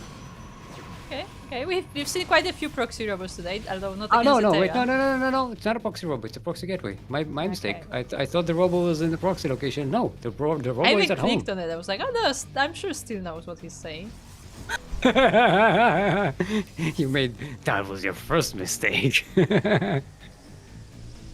Okay, trusted you. And what do I get for it? Why? How many times do I have to tell you? You shouldn't trust me. I know nothing. That's my weapon. the- I know I am nothing. That's my secret. I never know anything. Whoop! The umbrella is up. Stalkers are marching forward. Ooh, the cyclone is getting low. Almost safe, got though. sniped there. It does have one health point. Yeah, but it survives, and now the tank is out, so the stalkers cannot really approach. They will kill quite a few SCVs, but they cannot progress any further. Don't go forward with that cyclone. That's not smart. No, you don't understand, Steve. It's bait. It's bait because It's bait. you see that low health cycle, and they're like, oh, maybe I can snipe it, and then they blink forward, and the tank is there.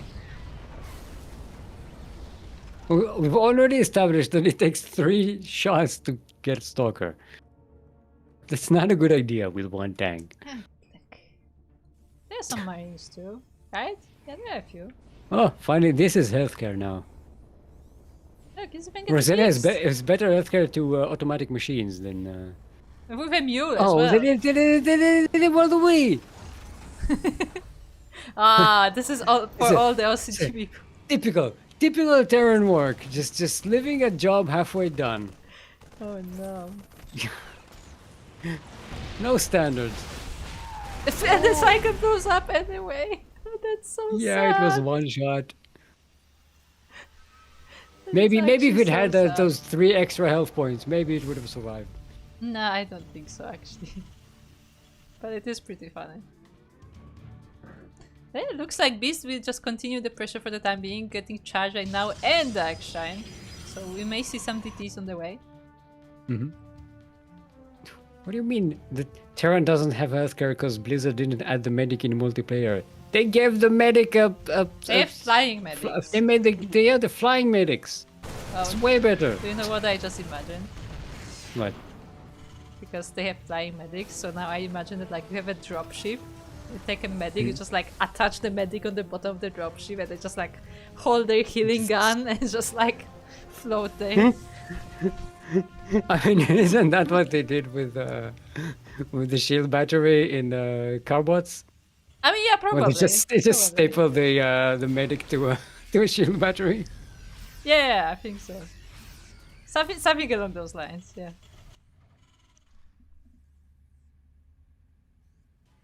Okay, Beast is getting ready for another attack here. Multi-prong, sneaking in from the back with some charge lots. A lot of charge lots, A lot of choices. Oh, the tank though. like 8 of them. Oh, they're going for the tanks. They're going for the mineral line. The mineral line is taking damage. They're attacking at the front with the immortal and the stalkers. There are some sentries in here to have a guardian shield and use the force fields to prevent any kind of surround. The Right, Sim nicely City is very done. interesting Right. though.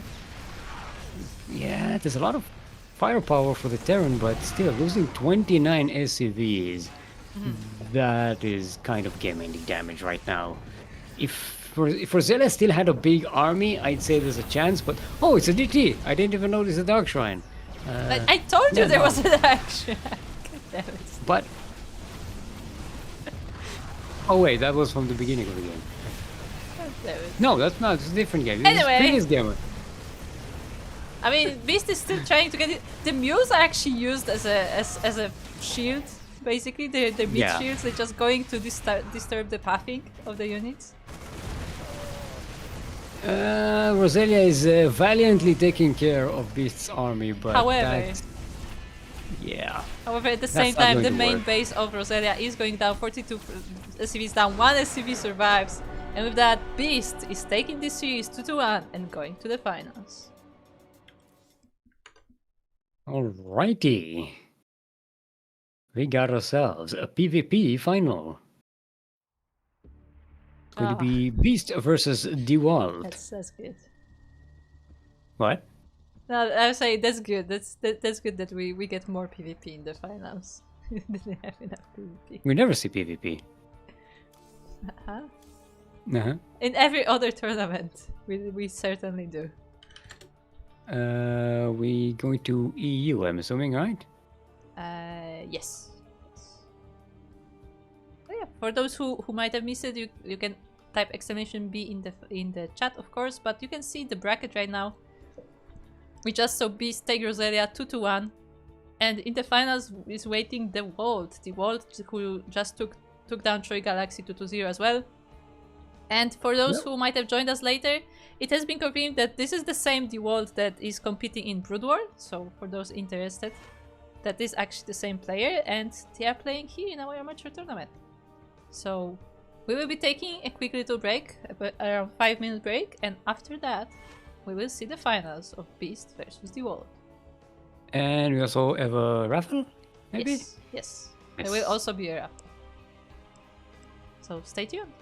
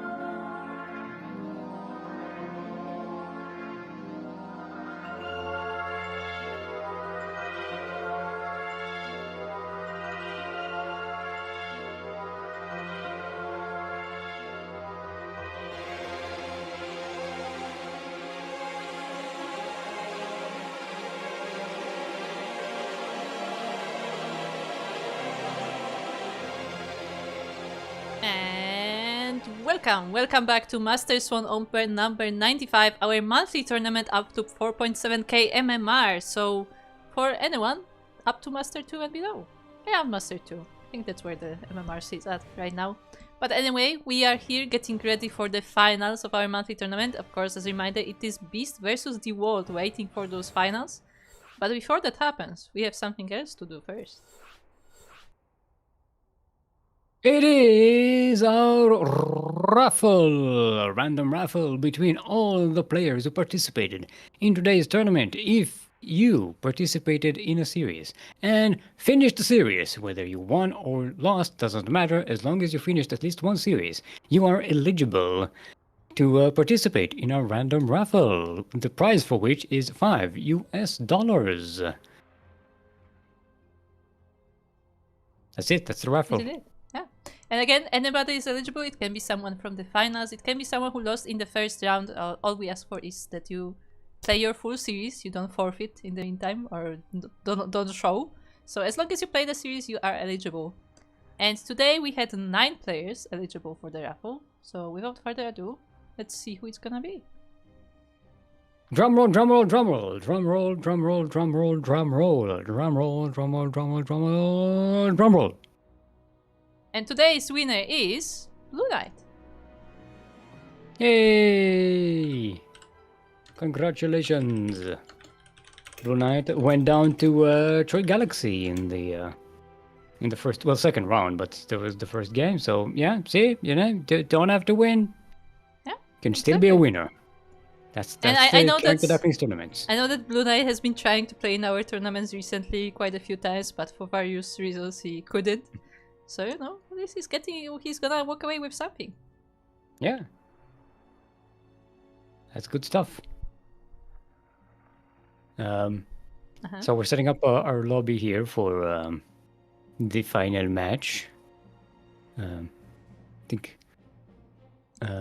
Beast has gone to... oh, there we go. Yeah, we're back. We're here. Don't worry. Let's remind them that this is best of 5. Yes. You can do that, I guess. I was about to type it, but I guess you were doing it as well. Okay, there we go. It's PvP. You want them to change colors? No, but... Okay. Wait. What? Still, because you are the lobby host, can you change their skins? How? On next to their name, do you see like a drop down for skins? What? Okay, give me host for a second. Hold on. Promote lobby host. Okay. Let's go Purifier today. Okay.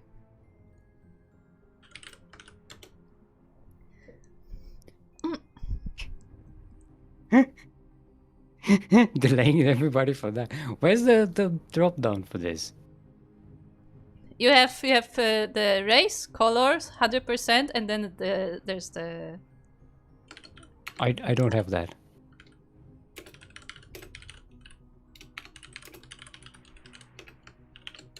I literally only have the race, color, so that may be handicap. because I have the logos mod. Okay. The what mod? The logos mod. Ah, well, I don't have that. Nah. Okay, there we go.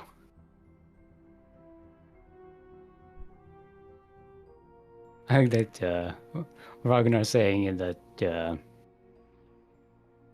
it's cheaper to make medics than medivacs. See, because medics are made in the barracks, and that's the problem is that the more you make medics, the less you make marines. The beauty of making medivacs in Starport is that you can still make marines while you're making medivacs. You can get both, see? But if you have to stop making marines in order to make the medics do they need tech lab? I don't they need think tech so. lab. Do they? I don't remember, honestly. Like in campaign, I don't know. Sorry, best of 5. Okay, so we are now on Pylon LE for the first game of our final of Master Swan Open number 95, and we are looking in the top left corner of said map. It is the blue Protoss player from Austria, representing Clan Devoid. It is Beast.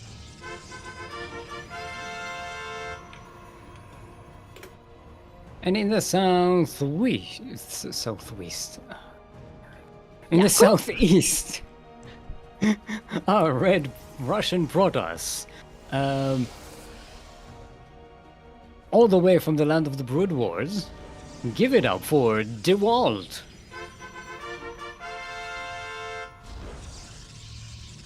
Making a debut in our tournament. So, as a fun fact, I set the skins for the world's units to Purifier. So we'll see what that looks like. You are entertained by the weirdest things. It's not so much entertained as we actually had someone request that, and that is something that you do like at like premier tournaments whenever there's a mirror matchup to like make the game more readable. You set different skins for both players. Except the skins themselves make the units unreadable, so... I mean, that's why you have to pick the right skins. I don't remember, honestly, which are which, so I'm just experimenting right now. Oh, no. Change the screen's gross. Okay, so you've satisfied some viewers, but you grossed out some others. Look, I can't help Aistan. He cannot be helped. Aistan is not a responsibility. It's beyond our help. But yeah, fun fact, that's actually like if it's like the dream hacks and stuff, like that's typically what you do. But at those kinds of events, typically like you have like a few minutes before each like match to just set up. Like you are literally sitting in the lobby for like 2-3 minutes as like, you know, you make sure that the broadcast is up to date, like, you know, and ready for the match and so on and so forth. So there's more time for the setup. But like in those like weekly tournaments, it's usually not like really thought about just because there's no time. But it is a cool feature that you can use. And what mod did you say? Is it the logo modes? I think Logos it's just mod? in Observer++. I don't know why you didn't see it. Yeah, I didn't have it at all. I have to experiment with that, but I think that should just be in the extension. I created it with Observer++. I assumed... Yeah, I mean I set it with the same thingy, so yeah, I don't know. Or maybe it is just in logos mode. I don't know. Maybe I'm just old and it knows not to let me fiddle with any of this nonsense. Yes, they just disabled it specifically for your account. Yeah, it's like, oh no, it's still old. Don't. Just It's gonna just break make it. it look the way it looked for the last 10 years. Otherwise, I'll get confused. Ah. See, they're looking out for you. Yeah, thank you. Logos mod, or whoever is Observer Plus, or whoever is responsible for this. I appreciate the hard work. Speaking of hard work, the Vault is going for a robotics facility. Beast did go for Twilight Council instead. Yeah, working on the Blink Vault- already. The Vault is also getting a Twilight Council, but getting it after the robotics facility. So gonna have the beefier units, but Beast might be having cheekier units available. No, it's gonna be robotics facility. I thought maybe we'll go for some weird Templar Archive situation. There will be a small window where he will have more mobility. So I'm not sure what that was referring to, but maybe finding this pylon or maybe something like this. Yeah. No, they both found each other over there. Okay. Like, Ah, the balls. Look at them.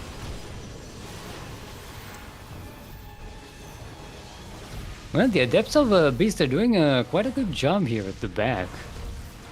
Grabbing some not SCDs, the other ones, probes. 6 probes go down. It's a good catch for this point of the game.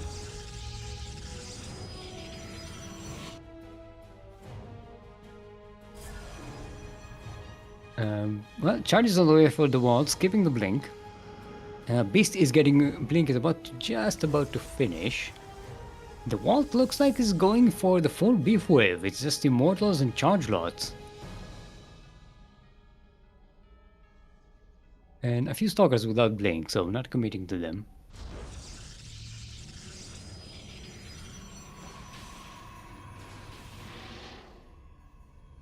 Hello, are you muted again? I agree, still want.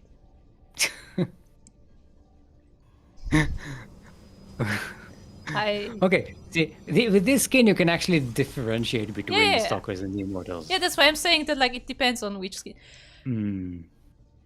No. Okay. Okay, I was like, hey, this doesn't look as textured as I remember. I have to check my settings. Maybe some textures didn't enable back. Because I did turn my textures down during the 2v2 tournament because I was afraid that it's gonna be lagging.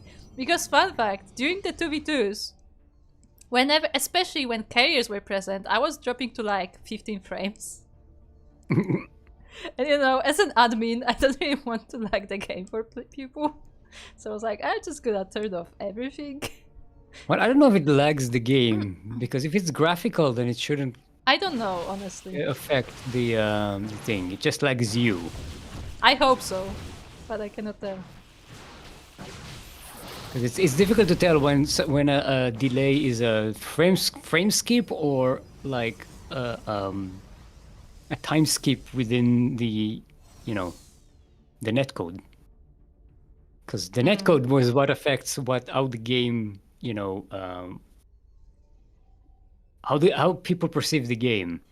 But graphically, you can be like frame skipping like crazy and it won't change anything for any of the other players. It might make the game load slower, possibly. No, I think that's sometimes the case. Like if your game is like crashing, then it will affect the game. Well, yeah, if your game is crashing there, yeah, definitely. But because I had some issues where like my game would like freeze or something, and that affects the rest of the lobby. That's a problem.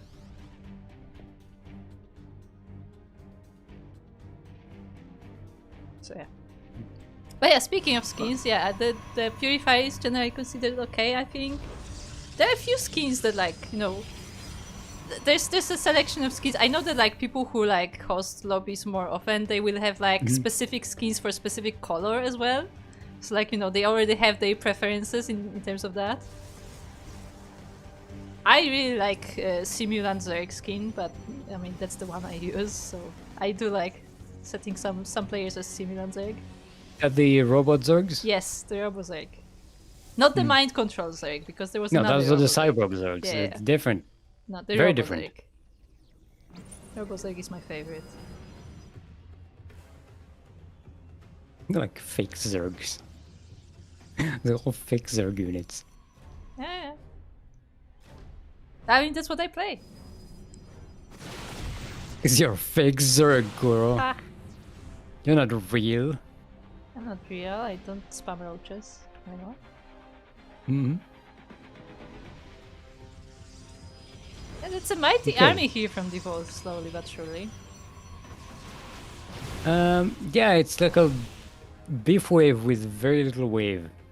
Yeah, and also not a lot of beef. It's mostly beef, but it's no wave. If you don't know, the beef wave is when you have immortals and archons and a lot of charge lots. So the immortal archons are the beef and the charge lots are the wave. Beef wave. Yeah, but it's just a lot of immortals, some stalkers as well. They don't have blink though, so they don't count as stalkers. But we also have an army from Beast that looks pretty mighty as well. And the world additionally is split up.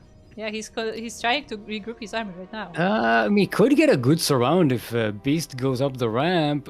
No, he won't be able to get a surround. Well, maybe. Yeah, these are two very scary armies. Their upgrades are relatively similar. The Vault will get armor upgrade before Beast, though. So okay, so it's a little bit of a differentiation, but. Neither one has the big advantage right now. The scouting zealot. So come up, guys. It's fine. It's clear. Not clear. Not clear.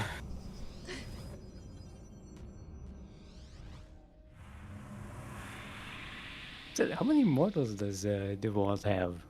6. 6, yeah, 6. Beast has 5. Ooh, Beast gets a robotics bay now. The world also is using these observers very well, always parking them somewhere on top of the army or the production, so knows exactly what's coming. Ooh, but this time the world actually moving out. There are some zealots here which maybe that actually no, they are going to the mineral line. Yeah, Beast goes for a multi-prong here. There's a recall into the wall's 4th base. I don't know if it's a big enough army. It's going to get creamed, and the Vault leaves some units on the other side of the map. But most of them come back here, try to catch this army unawares. They are both cleaning out each other's mineral lines. I'm not sure which one is going to survive this. It's not exactly a base trade because the Vault's main army is back home now. So many mortals! Holy crap! Yeah, half of the army of Beast recalls, the rest of it is forced to run away, but he does take the base, but I mean, so does D-World, so both players are down a base, down some resources, and yeah, I mean, who can... still equal. Yeah, I was gonna say, like, who took advantage in this fight, really? Like, it looks pretty equal, as you said. They got, they lost relatively the same type of units, they lost the same amount of units. It's very, very close. They managed to like not get neither player manages to get the advantage at any given point. But now Beast does have these Colossi and Templars.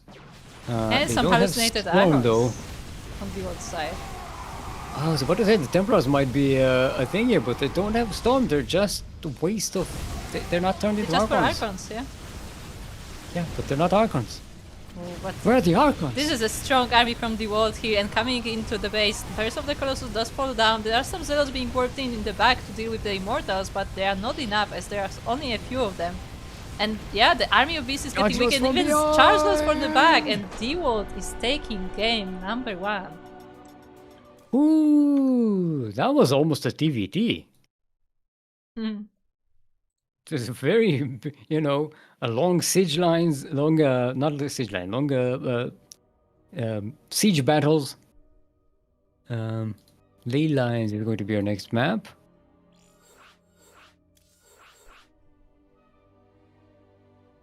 Still, do you know what we didn't get? Did we didn't get? Predictions. I don't know. I promoted you to lobby host so you can fiddle with the... Oh, okay. Also replace me with the Vault, because I don't play Zerg. I mean, you could. I won't. I didn't even notice that you gave me the host. And do no more cheese. There we go. Both players are ready. Let's get into it. I was just surprised to see that I am the host. But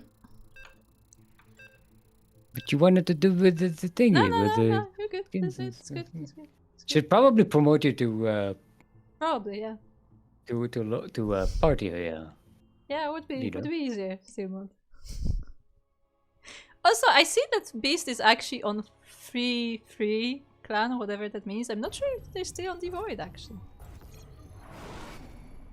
I don't know, maybe it's just the EU. Hold on, I'm gonna check, so. Also, I mean, I guess you can start the intro. It's okay. Speaking of starting the intros, we are on Ley Lines. We're in the northeast corner of the map, all the way from the land of Austria. Our blue Protoss, possibly representing the Void? Question mark? It is the Beast. Okay, I went to check on the questionnaire at sign up, and Beast did not specify that he left Clan Devoid, but maybe because he didn't mention that he's on Devoid, that means he's not. I don't know. I'm just gonna assume he is for the time being, unless stated otherwise. Listen, it says the Void in the document, so I'm going to read the Void. You know that I wrote that. Okay. It's fine. Anyway, we are here across the map. You say something else, you write something else. Across the map, we have our red Protoss player. It is DeWalt. And yeah, as we said earlier, it was confirmed by Light that this is actually the same. This is the Brood War player, DeWalt, who has participated in some SC Evo tournaments lately, as well as some Bratok 2v2 tournaments. So it's really interesting to see some Brood War players coming to StarCraft 2, and I assume some of the StarCraft 2 players are also starting to play Brood War, just out of curiosity. So I do think that is a very cool thing that is happening, because a lot of times it feels like, people like one game but not the other, but I mean, both have some things to enjoy. Evo did create some kind of overlap between the two games, which I'm in favor of. It seems interesting. People seem to be interested in those tournaments. Players seem to be interested in those tournaments. Yeah, exactly. Like they're essentially like different games, and one is not better than the other necessarily. Like definitely StarCraft 2 is more like, how do I put it? Like just more advanced technology wise, but like that doesn't necessarily make it better. Just different. I am definitely not jealous of anyone who has to balance those games in terms of, gameplay, competitive gameplay. No. Also, we having crossovers with Brood War. We having like some 2v2 tournaments. I'm waiting for like esports only multiplayer players to appreciate like campaign and arcade. One day we're gonna have crossover with everything. With what? Yeah, because like typically like people who like play campaigns are like, and people who play only like multiplayer 1v1 are typically like two separate groups. Not always. Well, it's completely different games in the way they are played, right? It's the same game mechanics, but very different game experience. Simon, this. Yes, I know. I see. The Walt is it's inside the house. Yes, the call is coming from inside the house. But Beast is knocking on the door of the vault right now, on the other side of the map. So I don't know if the vault can actually do anything with this. I don't think the vault has the the resources right now to warp something across the map. Oh, it doesn't have warp. That's true. I was like, yeah, it would be difficult to warp. No wonder it's not warping anything. Warp. It doesn't have warp tech. But I like it. The Oracle comes in, does some damage, looks very normal. Yeah, right? And Beast doesn't see it. I checked. He has no vision of this. Look, it's like barely out of vision. Okay, so it's an adept. One adept. Slurping in.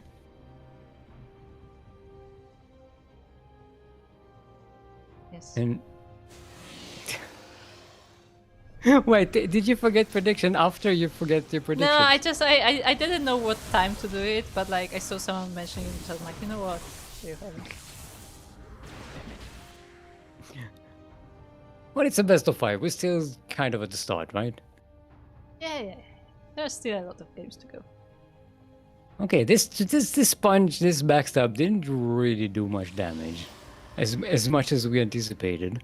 And Beast is in a position to march across the map and start again knocking on the wall's main wall here. Wait! Hold on a second.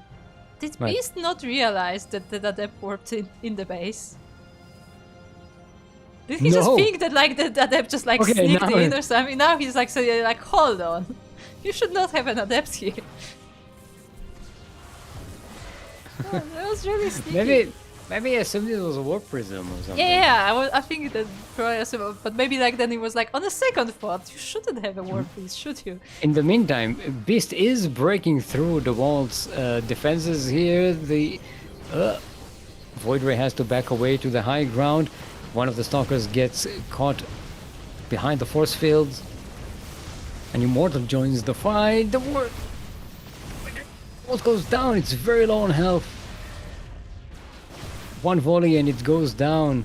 And Beast can actually march up the high ground right now. I don't think there's anything that's blocking him. Yeah, there's no shield battery in the main base, so that Void Red is only recharging as much as it can on its own. This one Zealot is holding the fort on the ramp, but yeah, the power of this army is overwhelming the wall. There is a second Void Ray, which is nice, but is it enough? I don't think so.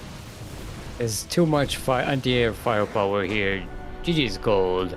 And Beast evens up the score. We have ourselves a sideways 1-1 in this best of 5 final match of today's Master Swan Open. The number 95.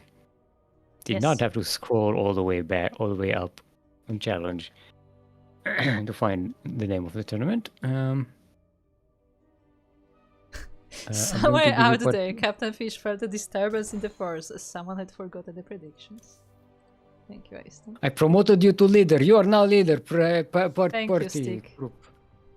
You can fiddle with skins as much as. That sounds wrong. It does sound wrong. Still, why would you say that? I think we'll have to because it's true. But how could you still?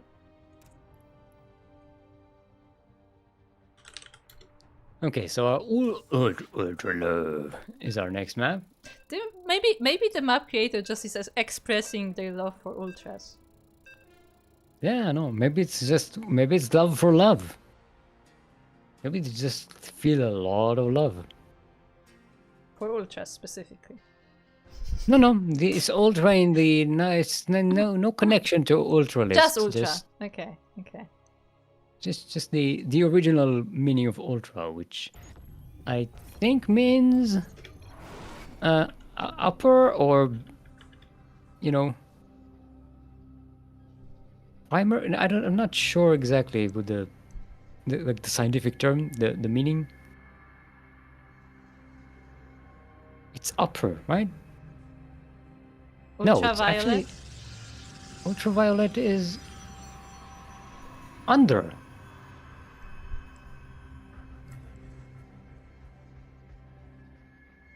I need to check a dictionary.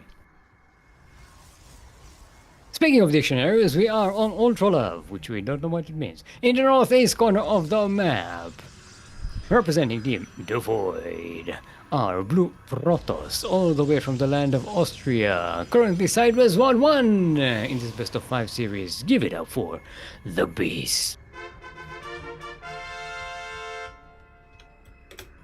And across the map we have the red Protoss player. Doesn't he himself? It is the Wolf.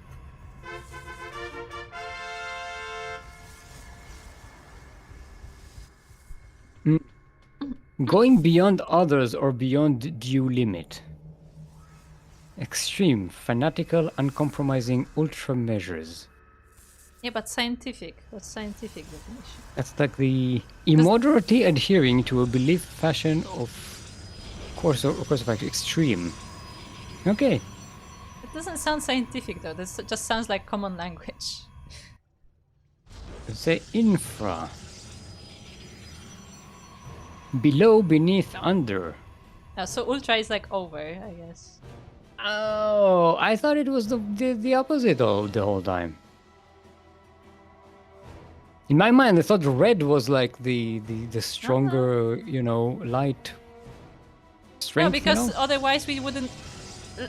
Like, look, ultraviolet is what burns things, and like infrared is what we can see and it just heats up stuff. And it's, Have you heard that's a thing? Now there are like infrared heaters. I think that's what they call it. But what do they do? I think they just like I have no idea how it works. I just heard that's what they're called. I'm like, okay. I think they're like these like big panels, and I guess they just emit warmth with I don't know. Infrared heater. An infrared heater or heat lamp is a heating appliance containing a high temperature emitter that transfers energy to a cooler object through electromagnetic radiation. Yeah. No contact medium between the emitter and the cold object is needed for the energy transfer. In the meantime, Beast is Interesting. trying to establish a proxy here. I mean, of course, the world is trying to deny it, but the two stalkers of the Beast are coming in to help. This robo is unpowered, so it's not useful right now, but it looks like it will make it through. It will survive, and that's a dangerous thing to have next to you, you know. That immortal is powerful, especially if you also follow it up with a warp prism, because that gives you a lot of extra micro potential. Yeah, and The wall is getting a void ray.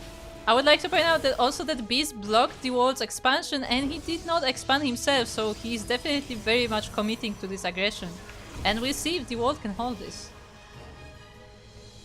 But the Walt is holding on 2 bases, so time is definitely on his side. True, true. There was a time and a true joke all in one, and we both kind of... No, you just don't say anything. People know. Don't say anything. Okay, the Walt comes in, Beast comes in, the Walt is trying to defend with that Void Ray, the Void Ray almost goes down.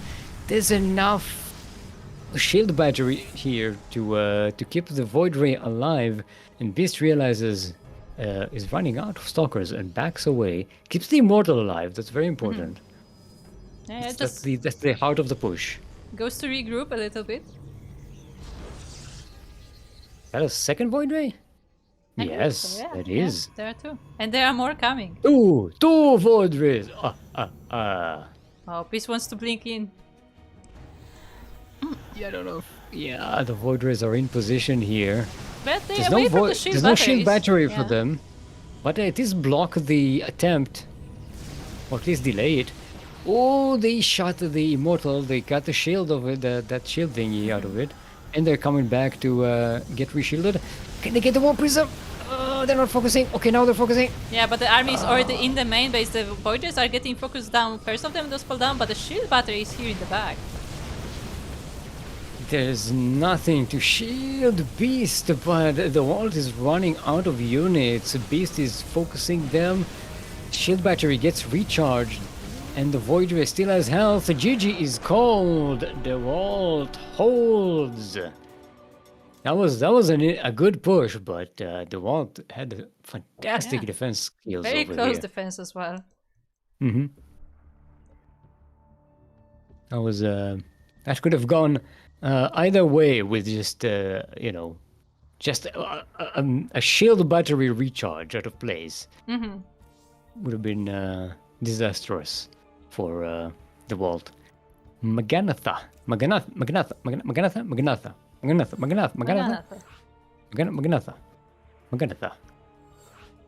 is our next map. Shout out to Magnath, Yes. after whom this map is named. A long-time alumnus of the CranKy Ducklings tournaments. Oh, by the way, is someone in the chat keeping up with the maps we played? Because I forgot to do that. Well, we have it in chat, Okay. right? True. Yeah. Wait, no. We Maganatha was the. Wait, no. I was looking at the semifinals. No, there was no semifinals. Yeah. It's okay, Steamon. Everything's fine. Okay. It's But fine. no, It's particularly for best of 5, I tend to write down the maps because you may just forget what you already played. What do you mean you may? I mean, you just did. I just do. But yeah, I forgot to do that this time, so yeah, let's hope we pick well. No, it's pylon, ley line,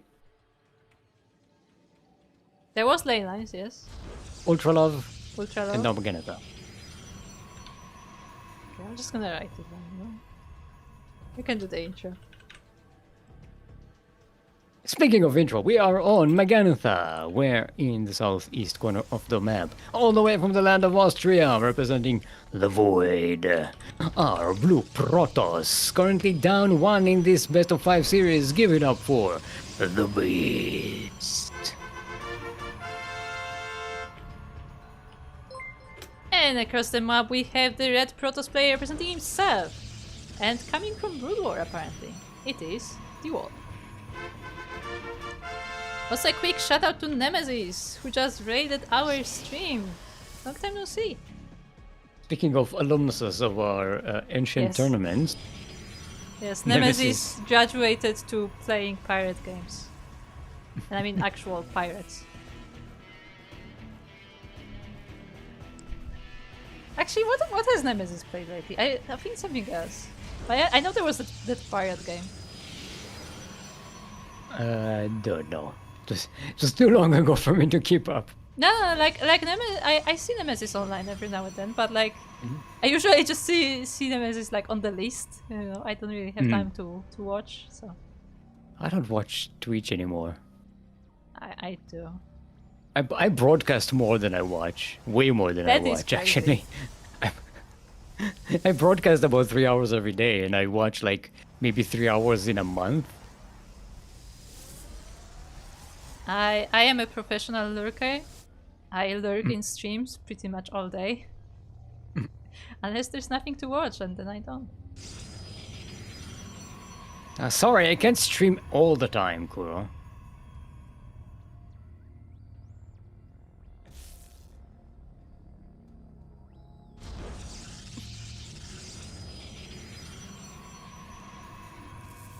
Okay, so we have a base block here from the vault, and a base block from Beast on the other side. Yep.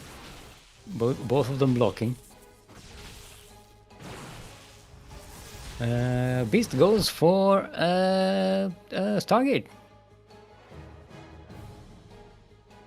Let's see if the vault goes for what? What?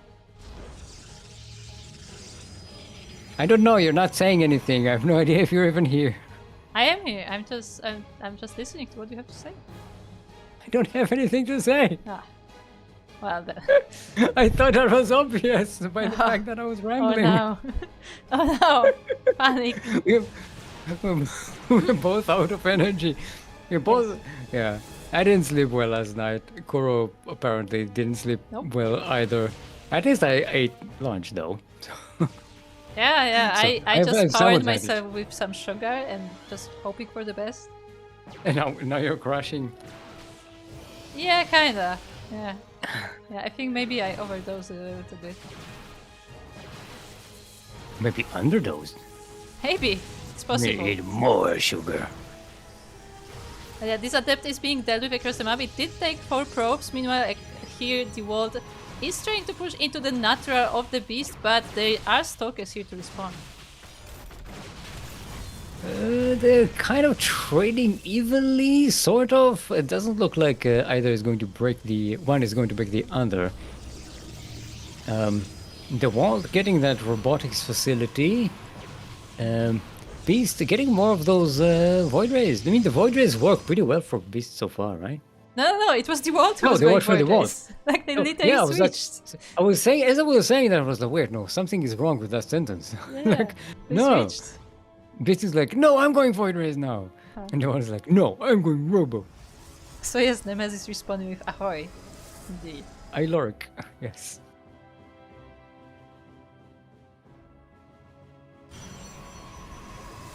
Okay, I lurk in In the streams. shadow. Remember, Nemesis used to always go Dark Shrine? Yes. Specifically proxy Dark Shrine Like in for those, every game. For those who don't know, like Nemesis has been was a regular in our tournaments. Like in every tournament we had, Nemesis was there. But that was a few years ago, and ever since Nemesis has, I'm not gonna use the word retired, but like playing some variety of games. Graduated. No, I think Nemesis just been busy lately, Okay, Beast. Trying to get forward here. There is a shield battery to help those stalkers. But the Beast looks like it's pushing forward. No, the boys are being pulled. They try to draw some of the power, and they do manage to do that. The Void Ray gets sniped and breaks it to a lot of pieces. That was weird. It's shattered. It's shattered. But yeah, this shield battery, together with the help of the probes, and even an immortal from the back coming in, yeah, like, this is not an easy position to break, and Beast has to regroup, but what does Beast have? I mean, Beast is working on more Void Rays, he's working on charge, and we'll see how that goes in round 2. The Vault checking if there's no proxies. And the vault is going for blink, Beast getting charge, and a hell of a lot of gateways. So we might see any. How do you call it a beef wave? But there's no beef. There's just a wave and void rays. It's a vegetarian beef. It's a veggie beef. Veggie wave. It's a laser wave. It's the frogs. It's so cute. It looks like they're racing. Oh no! Beast caught the other probe. Zip, zip. They could be friends, but they decided to be enemies. Shame. I know there's also like a game happening. It's not happening so much as it's Oh, nice hallucinated stalker. building up. Oh, I like the hallucinations. Yeah, I like how the world uses hallucinations. Like, has been using them a lot. I mean, maybe not a lot, but like commonly.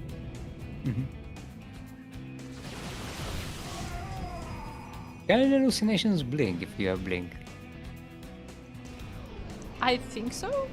I know they get all the upgrades that your regular units do, but I don't know about Blink. Like, I don't know, because Blink is an ability, I don't think they can execute abilities. I don't think they could Blink. Okay, there's the wave. It's not a lot of charge loss though. There's a lot of firepower for the wand to kite away. Yeah, but the Void Red might pull this back. Both of them have Guardian Shield on, so that prevents some damage incoming. The Immortals are left at the front, and they go down. The Void Rays are alive and well.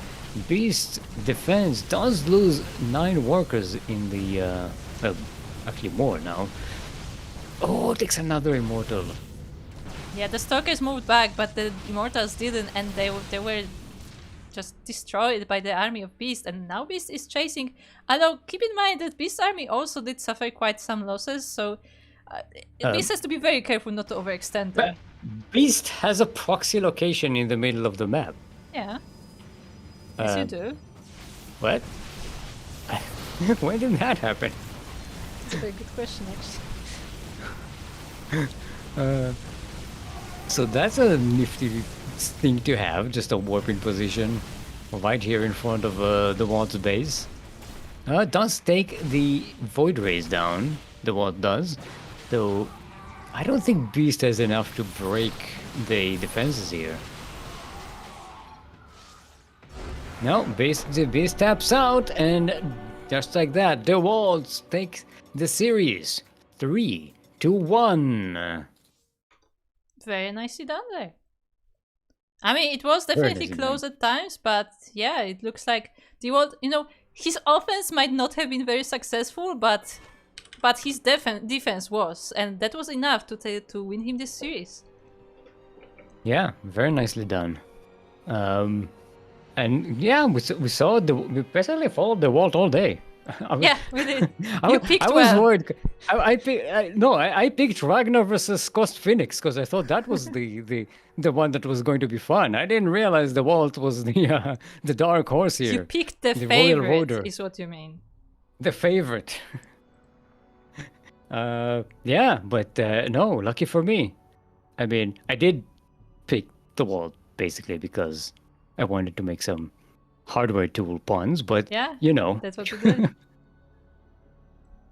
Yeah, so my instincts are right sometimes. But yeah, we followed them all day. It was a very interesting series.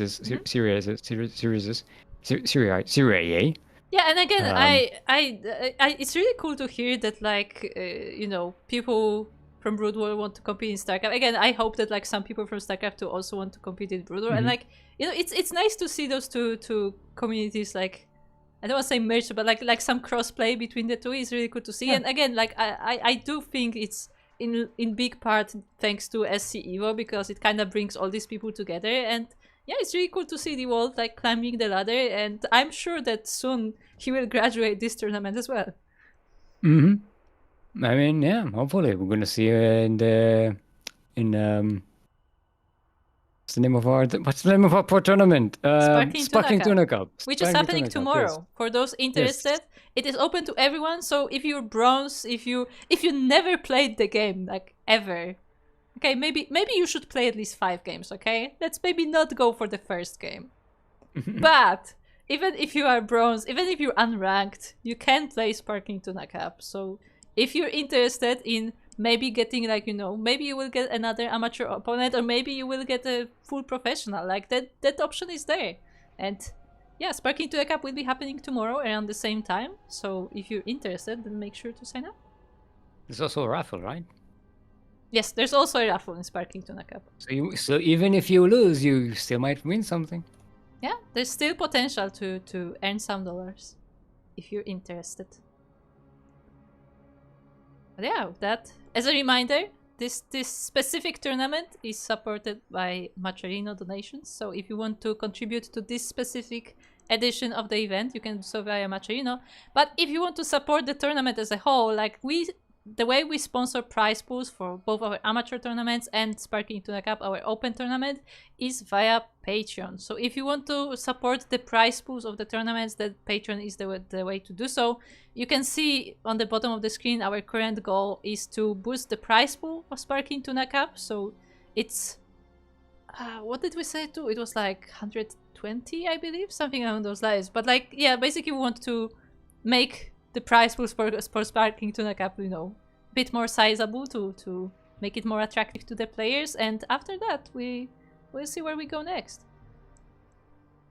Of course, that's only if you have some funds to spare. But I mean, even if you don't, you can still support us by following the channel, by following our social media, by watching our content. All of the VODs of our streams are available on YouTube. You can see them immediately under the live tab, or you can wait on the VODs of like the specific matchups, which are slowly uploaded in the videos tab. Also, I want to mention something because I don't know how many people actually know about this, so I want to promote this a bit more. We also have the podcast every Thursday. Actually, let me show the schedule while I'm talking about this. But every Thursday, unless there's something clashing, we have the podcast, which is a weekly podcast, weekly talk show, where we go over all the news and all the results from the week. So, if you don't have the time to watch all the events, and I assume most people don't, then like that's a nice way to catch up, to know what's happening in the scene, and that's kind of like the summary of everything that's going on. So I do recommend tuning in. And if you can't tune in when it's going live, it's also available on YouTube. So there you go. Of course, tomorrow Sparking Tuna Cup is our next tournament, and it will be casted by Light VIP. So tomorrow you will be able to hear the great voice of Light VIP casting. But for the amateur tournaments, it's me and Steelmold coming here, enjoying some very interesting games. Sometimes some scrappy games, sometimes some really solid games, and I mean that's really the most interesting part of the amateur tournaments, I feel like. Yeah, you get to see stuff that's a little less, refined. It's not always the same meta, the same refined. Yes. It's a little bit more unpredictable. In fact, personally, my favorite games are usually, I mean, don't get me wrong, I really like the really solid games, but personally my favorites are where people just come out with the craziest strategies that just sometimes they don't even look like they make sense, but that they somehow work. Like, that's always my favorite parts of tournaments. Yes, the most interesting stuff, especially when games that get or games that go like all over the place.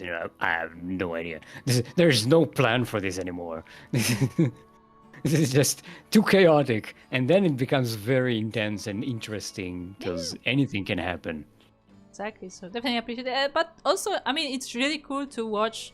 The players, also like the very strong, very solid players as they slowly climb that ladder, both in terms of actual ladder and in terms of just the ladder of the skill. And yeah, slowly but surely you see their progress, you see the opponents that they beat, you see the changes in their play style, and you see them like progress to the newer heights.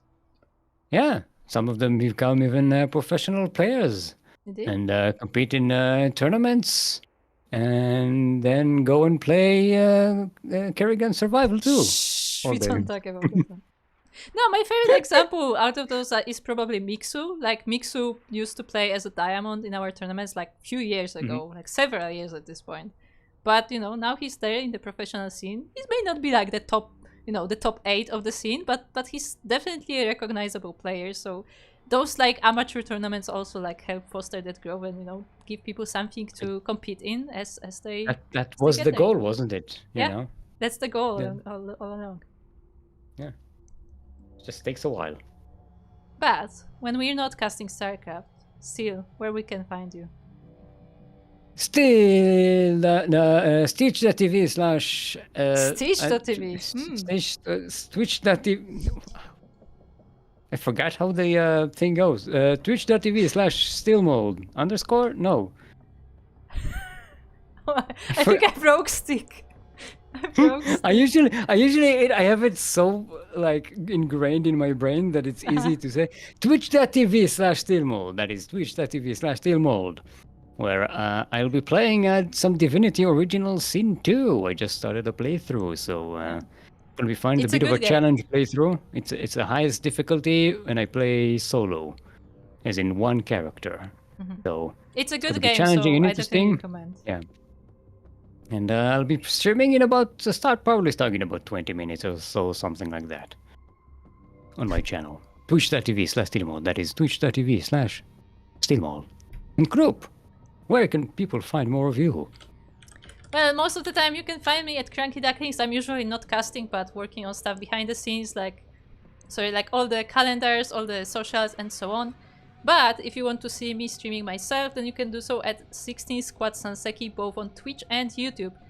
I don't have a lot of time to stream, so the streams are very infrequent, but at least we try to stream Final Fantasy XIV regularly, so there's usually at least one Final Fantasy stream a week. And I'm hoping to maybe stream some more in the future. I really need to get back to streaming quite a few games that I've started and never finished, and there are some new ones as well. Divinity Original Sin 2. See, that one doesn't like...